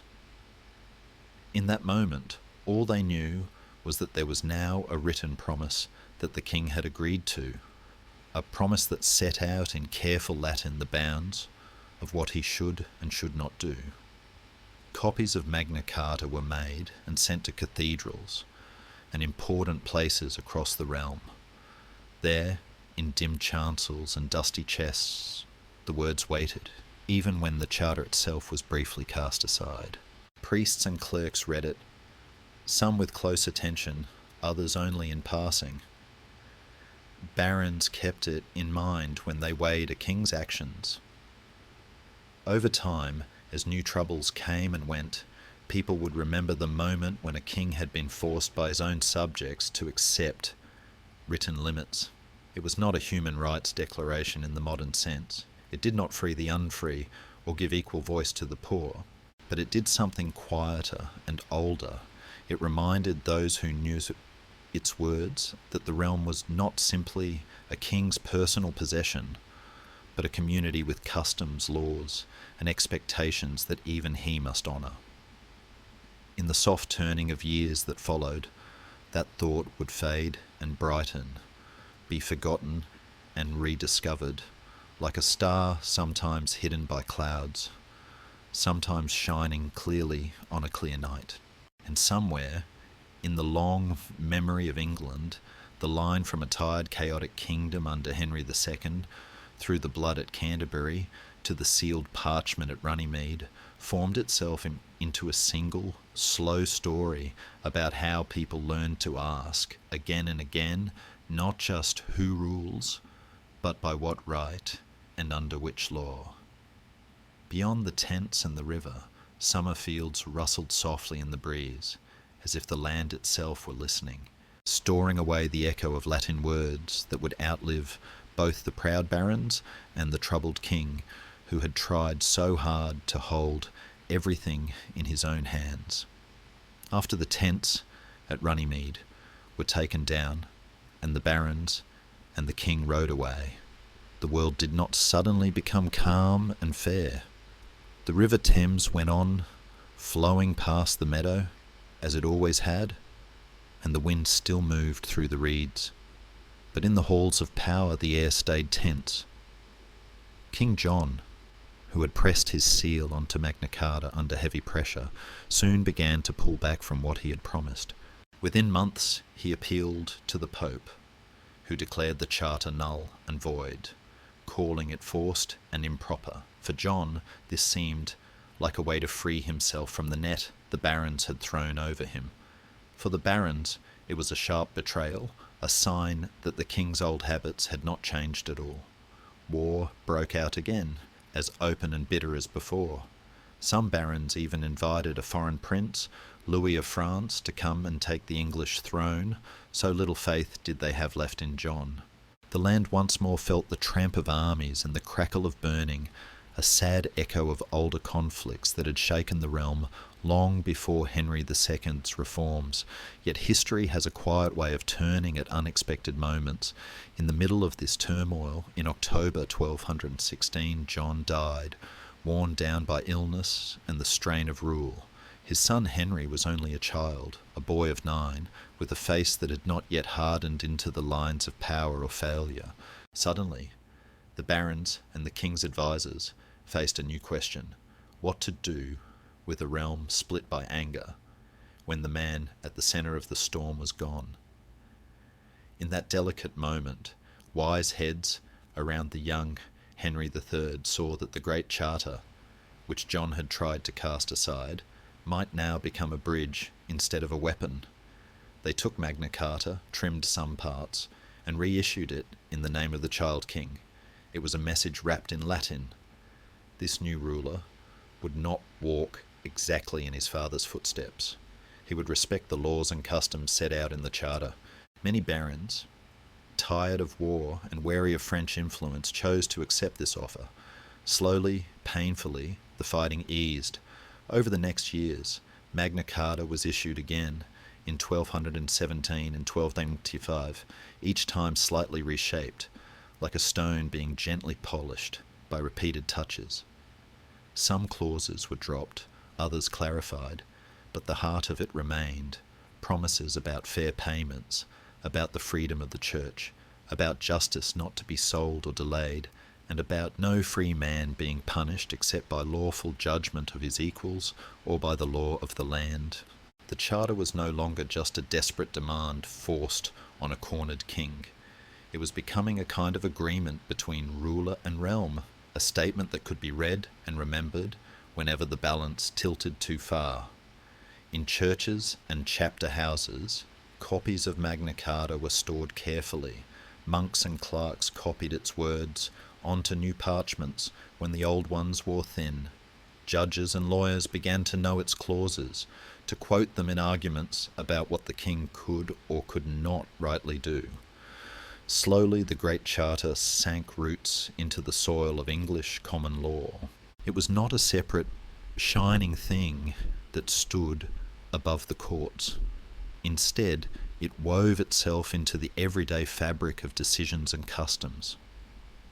When a judge in a royal court thought about whether someone had been treated fairly, the spirit of Magna Carta was often somewhere in the background, like a quiet voice reminding him that there were limits even to royal claims. At the same time, common law itself kept growing. The idea that similar cases should be treated in similar ways, that written records of past decisions could guide new ones, became stronger with each passing decade. Out of the work begun under Henry II and continued by officials and judges under his sons and grandson, there emerged a living memory of judgments. This memory, written in law, rolls and pleas, was not perfect, but it gave the kingdom something it had lacked in the days before Henry: a sense that law was not just whatever a powerful man said in a moment of anger, but something that had to fit into an existing pattern. Magna Carta and common law leaned on each other. The Charter expressed in bold words some of the hopes and habits that had been taking shape: that justice should not be arbitrary, that free men should have some protection against sudden blows from the crown. Common law, in turn, gave those words daily life in the courts, interpreting phrases like law of the land through the actual practices of judges and juries. In this way, the promise that no one would be harmed without lawful judgment of his equals did not float in the air as a pure idea. It came down to earth in jury trials where groups of local men were called to weigh facts and give verdicts in line with known customs. Of course, the world was still far from fair in the way a modern listener might wish. Many people were not free men in the sense that Magna Carta protected. Serfs, bound to the land, had few formal rights. Women's freedoms were limited. Harsh punishments still existed, and a poor man's chances in court were rarely equal to those of a great lord. Yet something had changed in the deep structure of the kingdom's life. A king who wished to act wildly now faced not only the anger of individual nobles, but the memory of written promises and the thickening web of common law decisions. When he reached too far, barons and churchmen could point not only to their own feelings, but to the charter and to the customs of the realm as they had been recognised in the royal courts. One might say that England was slowly learning to dream of law as a kind of shield, not only as a sword. And in those dreams, the figures of Henry II, Thomas Becket, and King John moved like shadows behind the present. Henry, who had pushed so hard for order, had laid the bones of common law. Thomas, who had died to defend what he believed was a higher law, had reminded kings that conscience and the church could stand in their way. John, whose failures had forced him to accept Magna Carta, had, by his very weaknesses, helped carve limits around royal power. Now, under Henry III and those who followed him, these earlier struggles settled into a quieter pattern, folded into the routines of writing, pleading, and judging. And somewhere, as scribes bent over parchment by candlelight, copying the clauses of the Great Charter once more, the future was silently gathering strength in each careful stroke of the quill, ready to speak again whenever kings, courts, and people next argued about how far power could rightly reach. As the candles of one reign after another slowly burned down, the memory of King John did not soften easily. In chronicles written by monks with steady hands and watchful eyes, he appeared again and again as a warning, a ruler whose cleverness could not hide his failures, whose hunger for control and money had driven his own barons into open defiance. Stories about him spread in quiet whispers and loud tales alike. He was the king who lost Normandy, the king who argued with the Pope until England lay under interdict, the king whose heavy-handed rule had led to a gathering on a meadow by the Thames where his hand had been forced to seal a great charter that he never truly wished to keep. In the warm glow of hearth fires, when the day's work was done and voices dropped to softer tones, people spoke of him not with affection, but with a kind of weary fascination. He became, in their minds, a shadowy figure carrying the weight of his own mistakes, a man whose reign had shown how badly things could go when a king's will wandered too far from fairness. Yet history is a patient teacher, and it does not always use heroes to move its lessons forward. John's failures gave those who came later something solid to push against. When his young son Henry III took the throne, guided by wise regents and churchmen, the realm stood at a crossroads. It could have sunk deeper into chaos, becoming once more a patchwork of quarrels and raids, or it could slowly build on the fragile peace offered by the reissued Magna Carta. Those who advised the boy king chose the second path. They understood that the Great Charter, with all its many clauses and compromises, was not simply a list of favours to barons. It was a kind of mirror, reflecting back to the crown the image of what the realm thought a king should be, one who ruled within certain bounds, who respected old customs, who did not seize or punish without reference to the law of the land. Over the long years of Henry III's reign, Magna Carta was confirmed again and again. Whenever there was a crisis, a tax to be raised, a rebellion to be calmed, the king or his ministers found themselves promising once more to uphold the charter. Each confirmation was like another stitch in a slowly mending cloth, making the fabric of expectation stronger. People began to feel, even if they could not always quote the Latin, that the charter was part of the realm's deep story, something that had to be respected if peace was to hold. At the same time, the common law courts continued their careful work. Judges travelled their circuits, listening to disputes over land, inheritance, contracts and crimes. They drew on past decisions, on royal writs, on customs that had proven themselves over time. In thick rolls of parchment they recorded what had been decided, case after case. These records were not written for poetry or drama, but for use. Yet in their dry lines lay an unfolding tale, a story of how law, slowly and quietly, became a shared language for the kingdom. Under Henry III, and later under his son Edward VI, this legal world took on even clearer shape. Edward, a strong and often stern ruler, saw law as one of his key tools. He issued new statutes that clarified old customs and extended royal justice into more corners of life. He called parliaments that included not only great lords and bishops, but also knights from the shires and citizens from important towns. These gatherings were still far from modern democratic assemblies, but they gave more voices a place, however limited, in discussions about law and taxation. The barons who had once forced John's hand might have been surprised to see how their great charter, once a document of rebellion, had become a touchstone invoked by kings themselves when they wished to show that their actions had a lawful basis. Yet the charter did not belong solely to the barons or to the crown. It lived now in a third space, in the minds of those who studied the law, who taught new clerks and young advocates, who argued in courtrooms with their words sharpened like blades. For them, Magna Carta was not just a relic of a troubled summer in 1215. It was a resource, a route they could trace when speaking about due process, lawful judgment, and liberties of the realm. In their hands, ideas that had once protected mostly the powerful could be stretched cautiously toward others. Even so, the world remained one of sharp inequalities.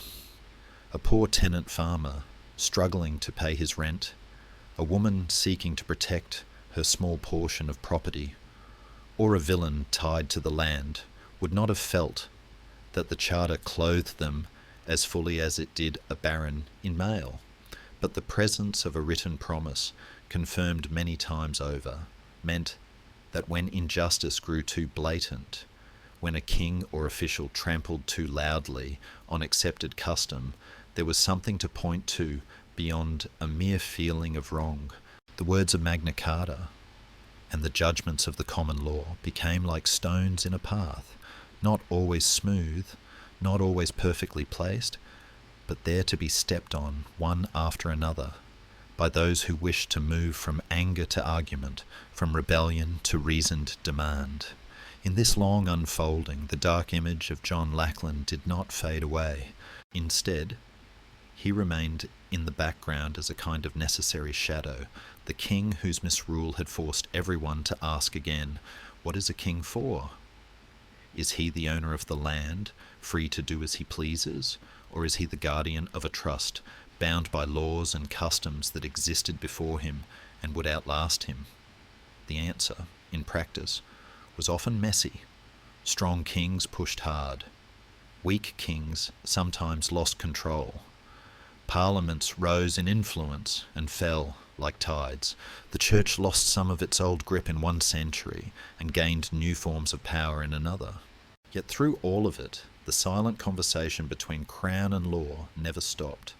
Late at night, in quiet chambers where only the scratching of a quill could be heard, royal clerks drafted new writs that gently reshaped the reach of justice.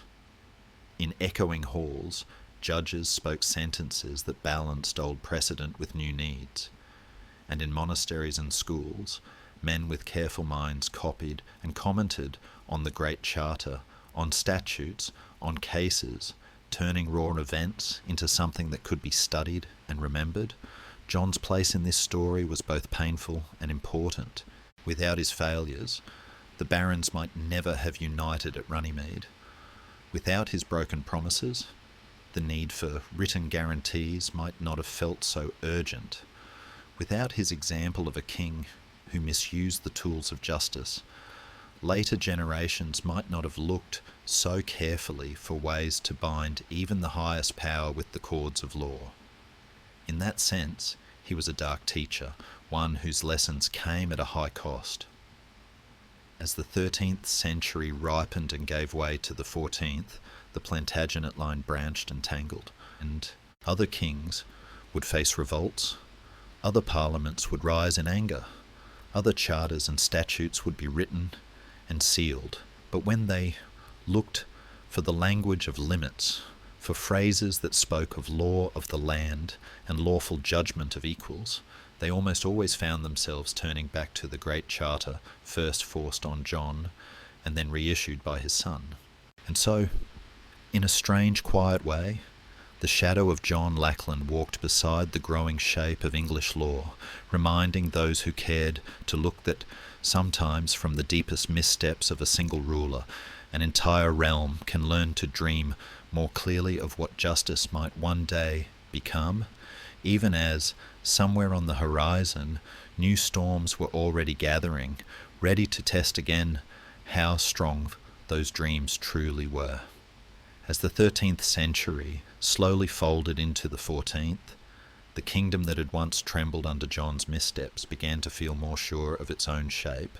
Castles still crowned the hills, monasteries still gathered quiet around their cloisters, and fields still rose and fell with grain. But beneath those familiar sights, something less visible was slowly settling into place. The language of law of the land, once just a phrase in a pressured charter, was beginning to feel like a living promise, whispered in courtrooms and council halls, repeated in oaths, written in ink that darkened and cracked but did not fade away. Under Henry III, and then more firmly under his son Edward I, the crown learned to walk a path that was both strong and bounded. Edward was no gentle dreamer. He was tall, determined, and sometimes harsh, a king who fought in Wales and Scotland and pushed his authority with a firm hand. Yet he also understood, perhaps better than many before him, that law could be a partner to power rather than its enemy. He issued statutes that clarified old customs and responded to new problems, like a mason adding new stones to a growing wall, careful to fit them with what was already there. Many of these statutes did not feel dramatic to the people who first heard them read aloud. They dealt with land disputes, with how debts should be recovered, with feudal abuses and questions of inheritance. But each new rule, written in steady Latin, helped tighten the weave of common law. Judges now had not only past decisions and custom to guide them, but also the words of statutes deliberately passed in the king's name, sometimes after discussion in assemblies that brought together not just great lords and bishops, but also knights from the shires and representatives from towns. These early parliaments did not yet speak with the open voice of the whole people, but they were something new, a place where the king heard at least some echo of the realm's thoughts before he made decisions about taxes and laws. When Edward needed money for his campaigns, he could not simply reach out and take whatever he wished, at least not without cost. He found that it was wiser and often more effective to seek consent in Parliament, to listen to grumbles and conditions, and to confirm once again the chartered liberties that his grandfather had tried so hard to avoid. In 1297, pressed by resistance to heavy taxation and by the strong-willed barons and clergy of his time, Edward confirmed Magna Carta yet again, along with another important document called the Charter of the Forest. These confirmations were not merely ceremonial, they were solemn moments in which the king publicly agreed that his power was not a wild river, but a channel, shaped by banks of law and custom. Copies of these confirmations were sent out, just as the charter itself had been, to cathedrals and official centres, where they joined the slowly growing family of parchments that together told the story of what the crown had promised to its people. Lawyers and judges who spent their days among these parchments began to carry the shape of that story inside them.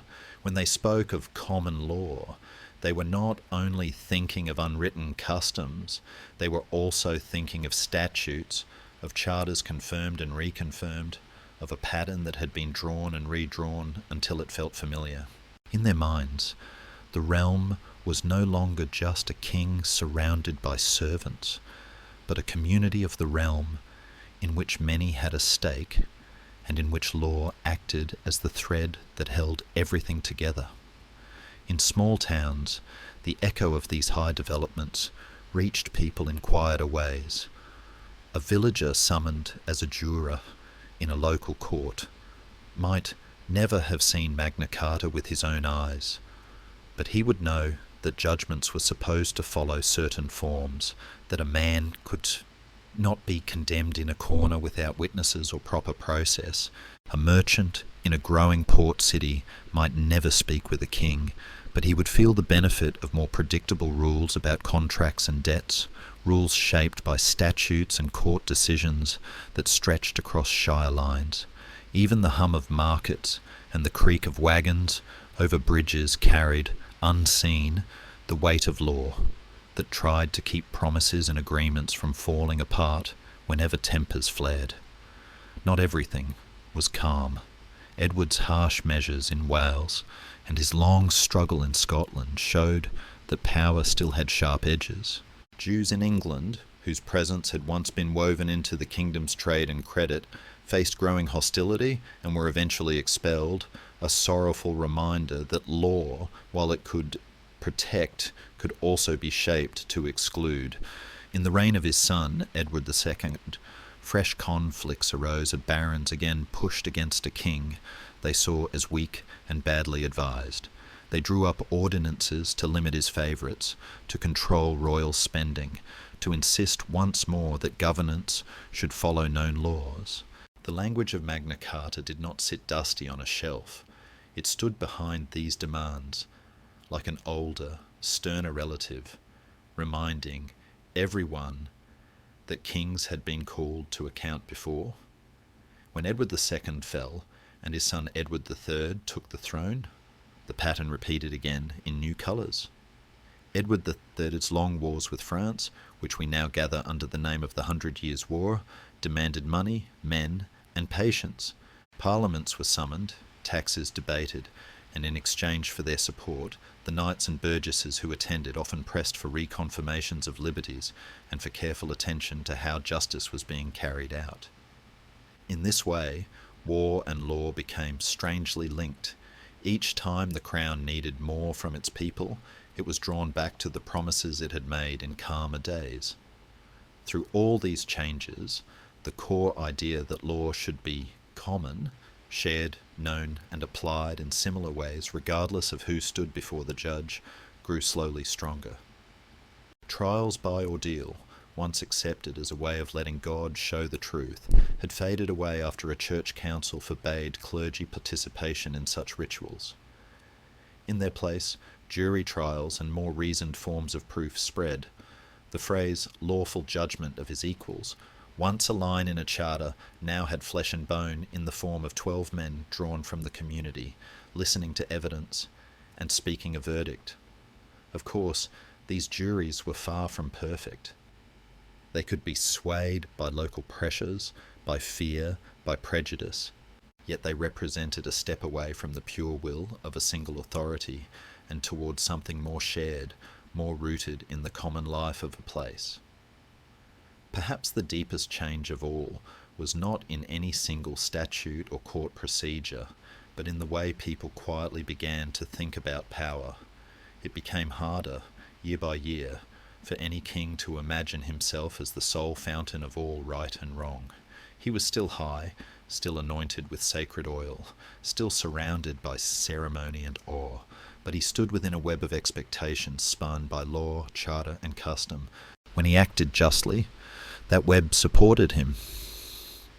When he pulled too hard at its strands, it tightened in response through the murmurs of Parliament, the quiet resistance of judges, the reminders of churchmen, and the stubborn memory of documents sealed long ago beside a river.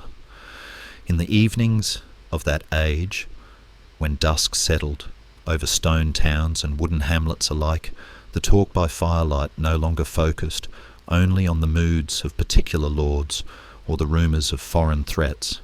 There were also stories of famous cases, of judgments that had surprised people by favouring the weak over the strong, of kings who had been made to confirm the old charters yet again.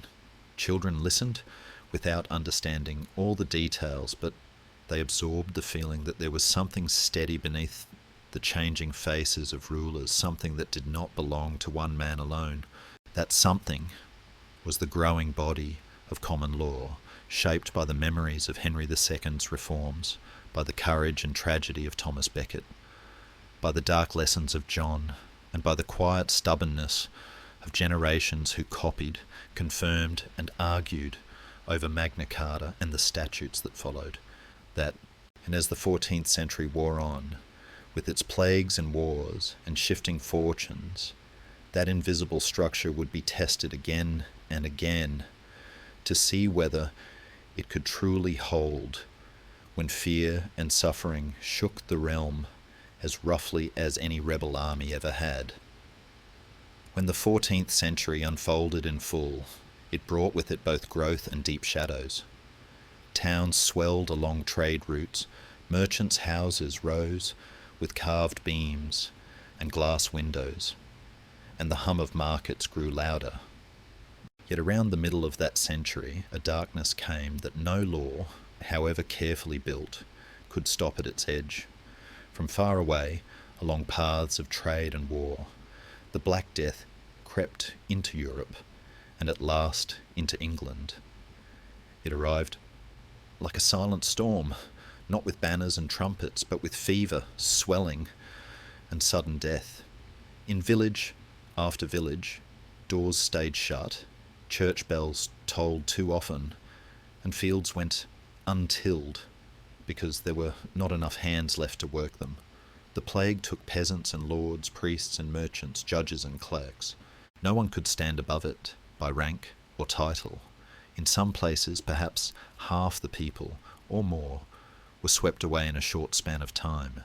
The kingdom that survived was the same in name, with the same fields and rivers, but inside it felt utterly changed, like a house whose foundations had shifted in a single terrible night. With so many dead, the old order of work and duty wobbled. Landlords who had once commanded many labourers suddenly found their manors half empty.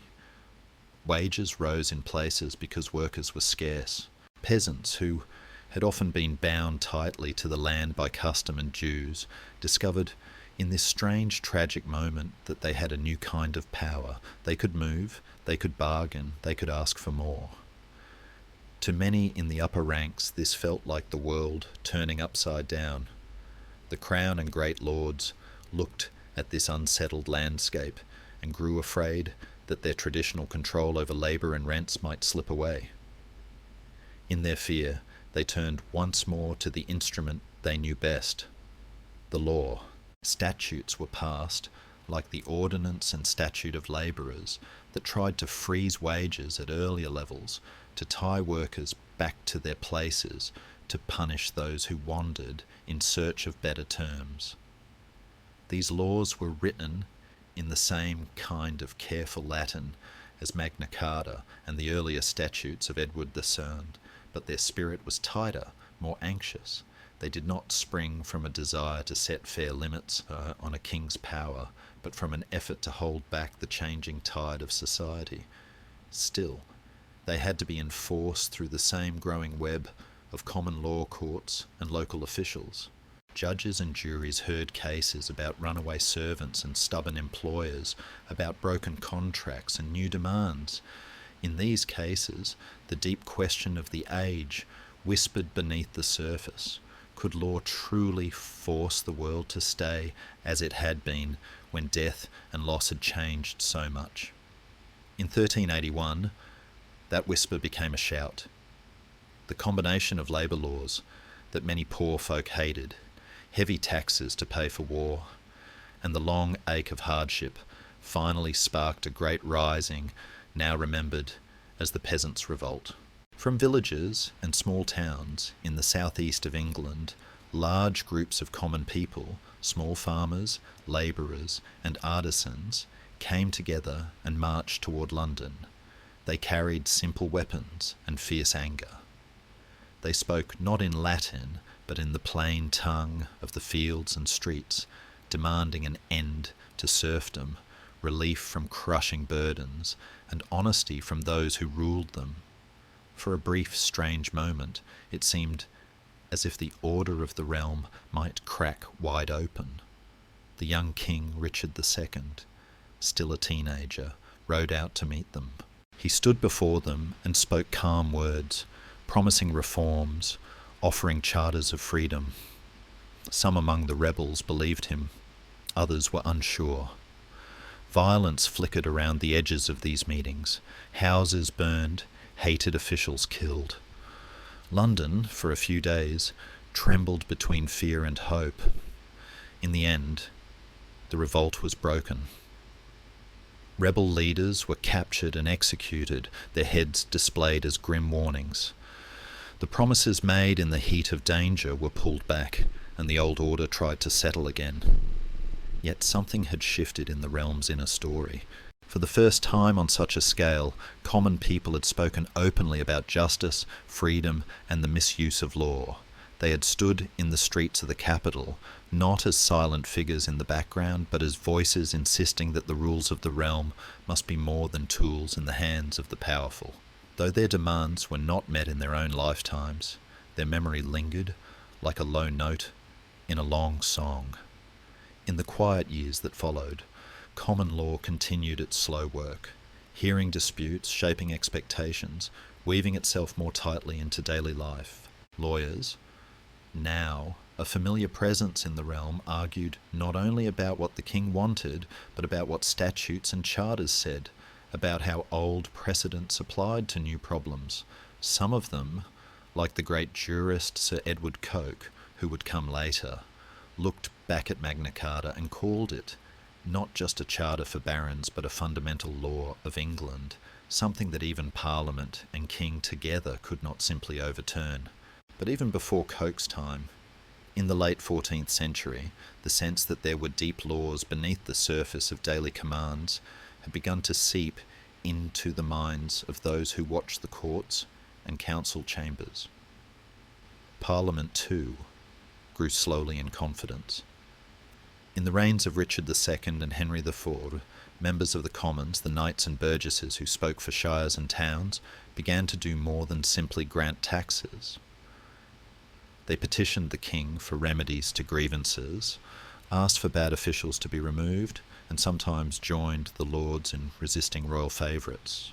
Their words were often humble on the surface, full of phrases about loyalty and service, but within them was the steady beat of an idea that governing the realm was a shared task in which the king must listen as well as command. All the while, the great documents of the past lay quietly in their chests, copies of Magna Carta, the Forest Charter, and later statutes that limited purveyance or required certain legal procedures, rested in cathedrals, abbeys, and royal archives. On most days, no one touched them. But when storms rose, rebellions, disputed successions, sharp conflicts between crown and powerful subjects, lawyers and churchmen would open those chests, unroll the parchments, and read their words anew by candlelight. In those moments, the past stepped gently into the present, reminding everyone that the realm had a history of promises, of boundaries drawn, of errors paid for and corrected. Perhaps the most quietly powerful lesson of these centuries was that law could be both a tool of control and a shelter from it. The same common law that punished runaway serfs could be used in other cases to shield a free man from arbitrary arrest. The same statutes that tried to bind labour could also, when interpreted with care, limit a lord's demands. Everything depended on who stood in the courtroom, on which arguments were made, on how deeply judges and juries believed that law of the land meant something more than the wish of whoever shouted the loudest. And so the story moved forward, one case, one statute, one rebellion at a time. Above the courtrooms, clouds came and went. Generations were born, lived and died, knowing only their own fragment of this long unfolding. Yet if one could step back and watch the centuries like waves rolling onto a shore, one might see a slow pattern, the crown repeatedly testing the limits of its reach, and the realm through charters, parliaments, courts, and even revolts, slowly teaching itself to say there is a law deeper than any single will. This lesson was not yet finished. New kings and new quarrels still waited beyond the horizon. But in the pale light of those late medieval evenings, as candles burned low in halls and churches, the quiet foundations were already there, holding more weight than anyone at the time could fully see, and preparing the way for later generations to ask in even clearer voices how far law could go in protecting not only the high and mighty, but also the many lives that moved softly beneath their shadow. As the Middle Ages slowly loosened their grip and a new age crept in, with quieter footsteps than the poets later claimed, the hidden threads woven by common law and the old charters did not vanish. Kings changed, dynasties rose and fell, new worries filled the minds of rulers, yet again and again their hands brushed against the same rough fabric of law whenever they tried to pull too hard.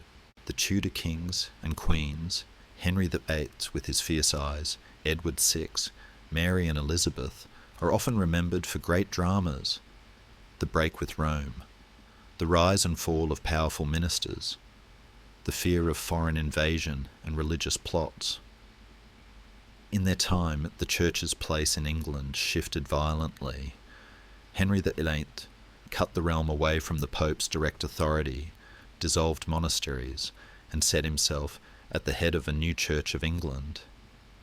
It might have seemed that old battles between Crown and Church were being settled forever in favour of the monarchy. Yet, even as kings and queens claimed more spiritual authority, they still found that the long shadow of law and custom surrounded them. Henry VIII, for all his power, called parliaments again and again to pass the acts that gave shape to his new church and seized monastic lands. Those acts were written in the language of statute, fitting themselves into the same legal world that had grown up from Henry II's reforms and Magna Carta's promises. Instead of ruling purely by personal decree, the Tudor monarchs clothed many of their boldest moves in the garments of law, showing that even they felt the need to walk along paths that looked lawful, even when they were remaking the landscape.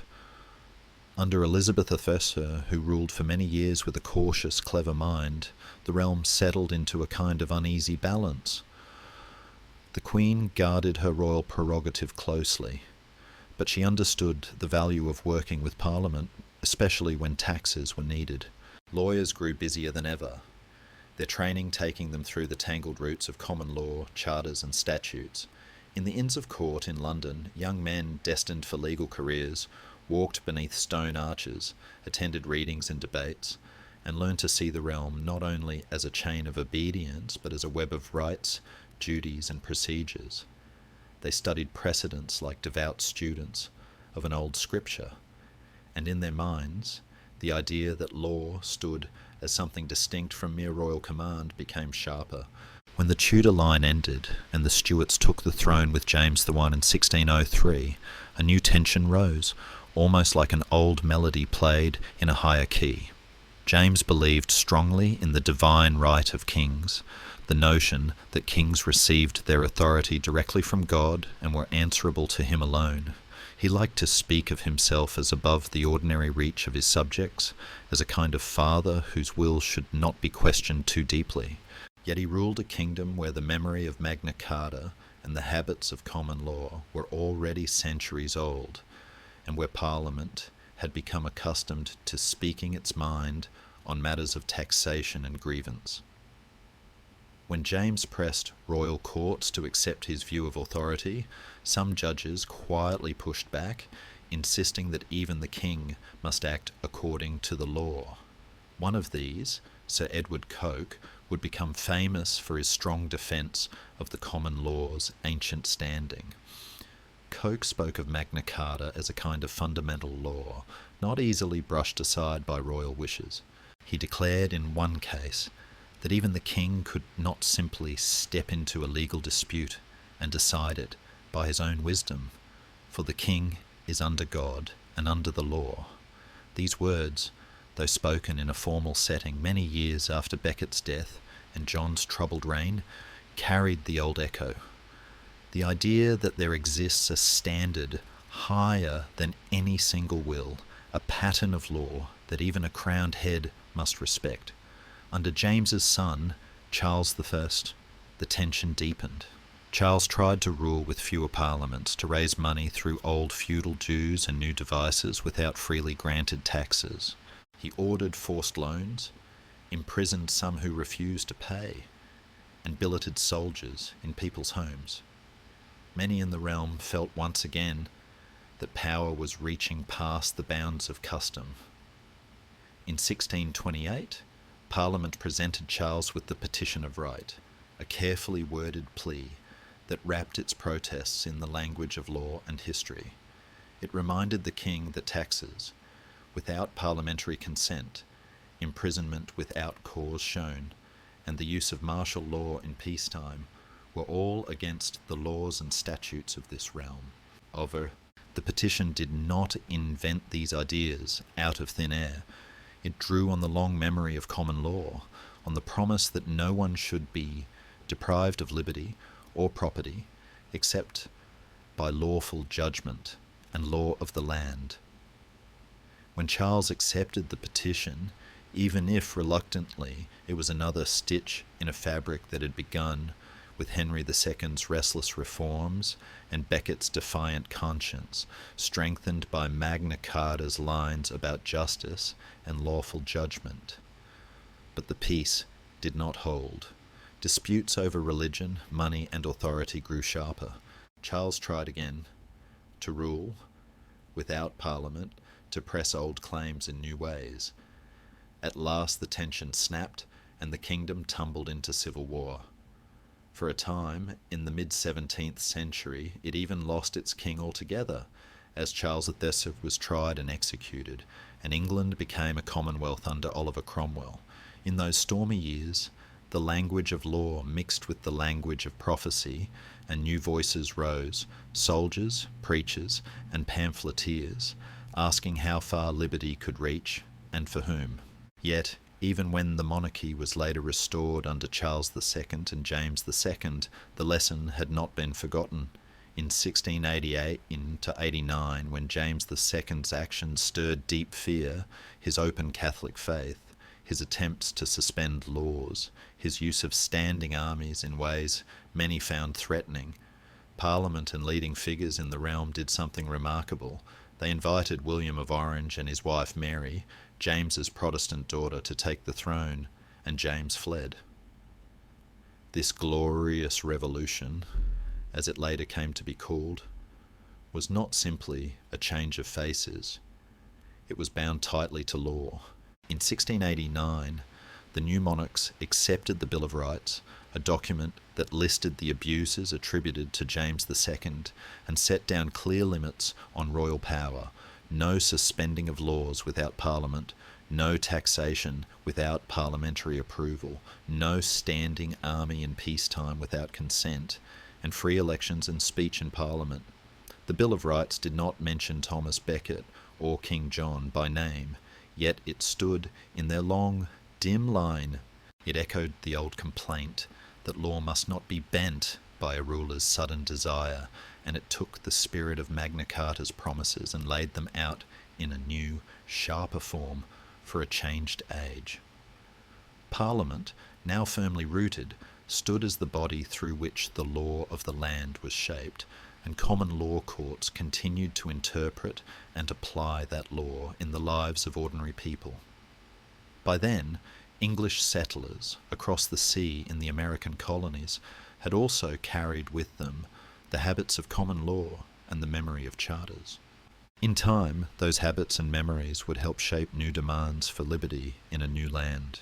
But long before that later story unfolded, the quiet truth at the heart of this older one had already taken hold. Over the span of centuries, in a kingdom once torn by chaos and ruled by men as different as Henry II John and the Stuart kings, law had slowly grown from scattered customs and royal orders into something more settled and shared, a common law supported by charters and statutes that claimed to stand above any single voice, however loud, and to hold even a king within its patient, enduring lines. 15. In the quiet light of later centuries, long after the shouts of kings and barons had faded, the story that began with a weary kingdom and a determined young ruler could still be felt, like a distant echo carried on a soft wind. The people who lived in those later times did not wake each morning thinking of Henry II, Thomas Becket, or King John. They had their own worries, their own fields to tend, ships to sail, offices to work in, families to feed. Yet, all around them, often unnoticed, moved the shadow and the shelter of laws that had been shaped by those earlier struggles. In courts where judges wore black robes and spoke with calm voices, in rooms where lawyers argued about what was fair and what was allowed, the old phrases still quietly worked. Words like due process, trial by jury, and rule of law were modern clothes for very old ideas. That no one should be punished without a fair hearing, that a person's fate should not rest on the sudden anger of a single ruler, that there is a law of the land standing apart from momentary wishes. In some lands, people wrote new constitutions, setting down in clear language the rights they believed every person should have. Many of these documents, though written far from Runnymede green meadow or Canterbury's stone floors, carried familiar patterns. They spoke of limits on government, of fair trials, of protection against unjust searches or seizures. Behind their fresh ink, one could almost see the faint outline of the old Great Charter, the barons who had forced a king to make promises, and the judges who had later treated those promises as real. In classrooms, teachers sometimes told their students about these roots, explaining how a quarrel between a king and his churchmen, a martyr's blood on a cathedral floor, and a forced agreement by a riverbank had helped shape the way modern people think about justice. The students, sitting at their desks and looking out windows at cars and clouds, might blink and try to imagine those far-off days of cloaks, swords, and Latin words. Some would feel bored, some curious, and a few might feel a strange warmth, as if they were listening to a story that did not really end, but just flowed quietly into their own time. In many courtrooms of the modern world, there were no crowns or jewelled robes. Instead, there were flags, wooden benches, shelves of books, and the steady tap of a judge's gavel. Yet the questions asked there were not so different from those that had troubled Henry II or the barons who faced John. Who decides what is fair? How much power should one person have over another's life? What happens when authority and conscience clash? The difference now was that these questions were not answered in the shadow of a single angry king, but within systems built over many generations, where laws could be debated, changed, and tested against written protections.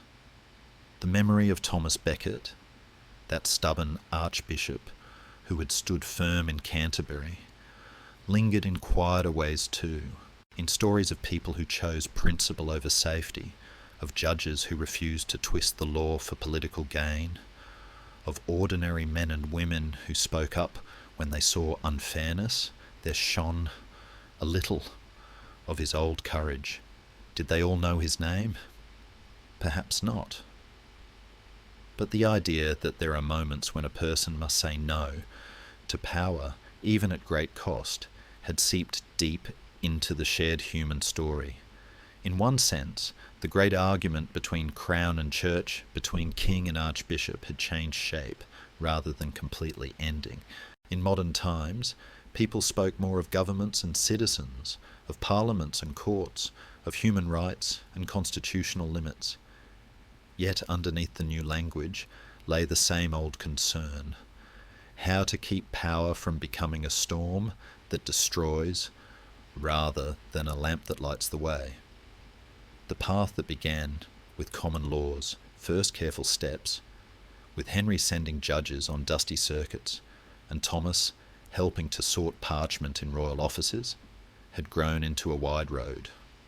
Many other traditions and ideas had joined it along the way, from philosophers, revolutionaries, and quiet reformers. But those early English struggles remained like the older stones at the bottom of a long-built wall. One might not see them at first glance, yet they held up many later layers. On quiet nights, when the world outside was dim, and the only sound in a room was the turning of a page or the soft hum of distant traffic, someone might open a book and read about those long ago days. They would find a Henry II, endlessly riding, trying to make order out of chaos. They would see Thomas Becket, once a worldly chancellor, turning into a fierce archbishop who would not yield where he believed God's law stood. They would watch the four knights walking with armoured feet along the stones of Canterbury Cathedral and feel a chill at the thought of that sudden violence in a holy place. Then they would come to John, restless and suspicious, sealing Magna Carta under pressure and then trying to break his word, only to have that same document taken up by others, polished, reissued, and turned into a lasting symbol of limits on power. They would follow the thread forward through barons' councils, parliaments, revolts, reforms, and revolutions, and realise that what began as a series of quarrels in a small, often rainy kingdom had helped give language to the world's slow desire for justice with boundaries. Perhaps sitting there in their modern room, they would ask themselves a small, quiet question. Is the story finished, or is it still being written? The answer, of course, is that it continues every day, wherever people argue about new laws, protest unfair treatment, or work patiently to make courts and governments more honest and kind. The old dream that law should be like steady rain, falling on all, favouring none, giving life rather than fear, still waits to be fully lived. Yet it is closer now than it was in the days when a farmer trembled before a local lord's whim, or when a king's anger could unmake a life without any written reason. And now, as this long, gentle journey draws to a close, there is a certain peace in knowing that behind the world you live in lies a chain of choices, mistakes, sorrows, and brave stands. A young king riding through mud, a clerk in fine clothes sorting parchments, a bishop standing firm before armed men, barons gathered under a grey sky by the Thames, judges bending over worn law books, nameless jurors listening carefully in cramped rooms. All of them, in their own times, helped build a shelter of law that you may hardly notice, like a roof that keeps out the rain while you sleep. So, as you lie there now, listening to these old stories settle softly in your thoughts, you can let your mind drift. Imagine the bells of Canterbury tolling in the distance, the river at Runnymede moving slowly under a pale sky, the quiet scratch of a quill in a candle-lit room where someone long ago copied the words lawful judgment of his equals with patient care. Those people are gone, their world has faded, but the best part of what they struggled for, a gentler, more ordered idea of justice, still lives all around you. Thank you for walking with this story through so many nights and centuries. Now, let your eyes grow heavy. Let the noise of today fall away. Somewhere in your dreams, you may stroll again through those old stone halls and green fields, meeting kings and common folk whose choices still shape your world. And when morning comes, you will carry with you, quietly, the knowledge that even in a restless world, there has always been a slow, stubborn hope that law can be more than power, that it can be a calm, steady hand, guiding us towards something a little fairer, a little kinder than what came before.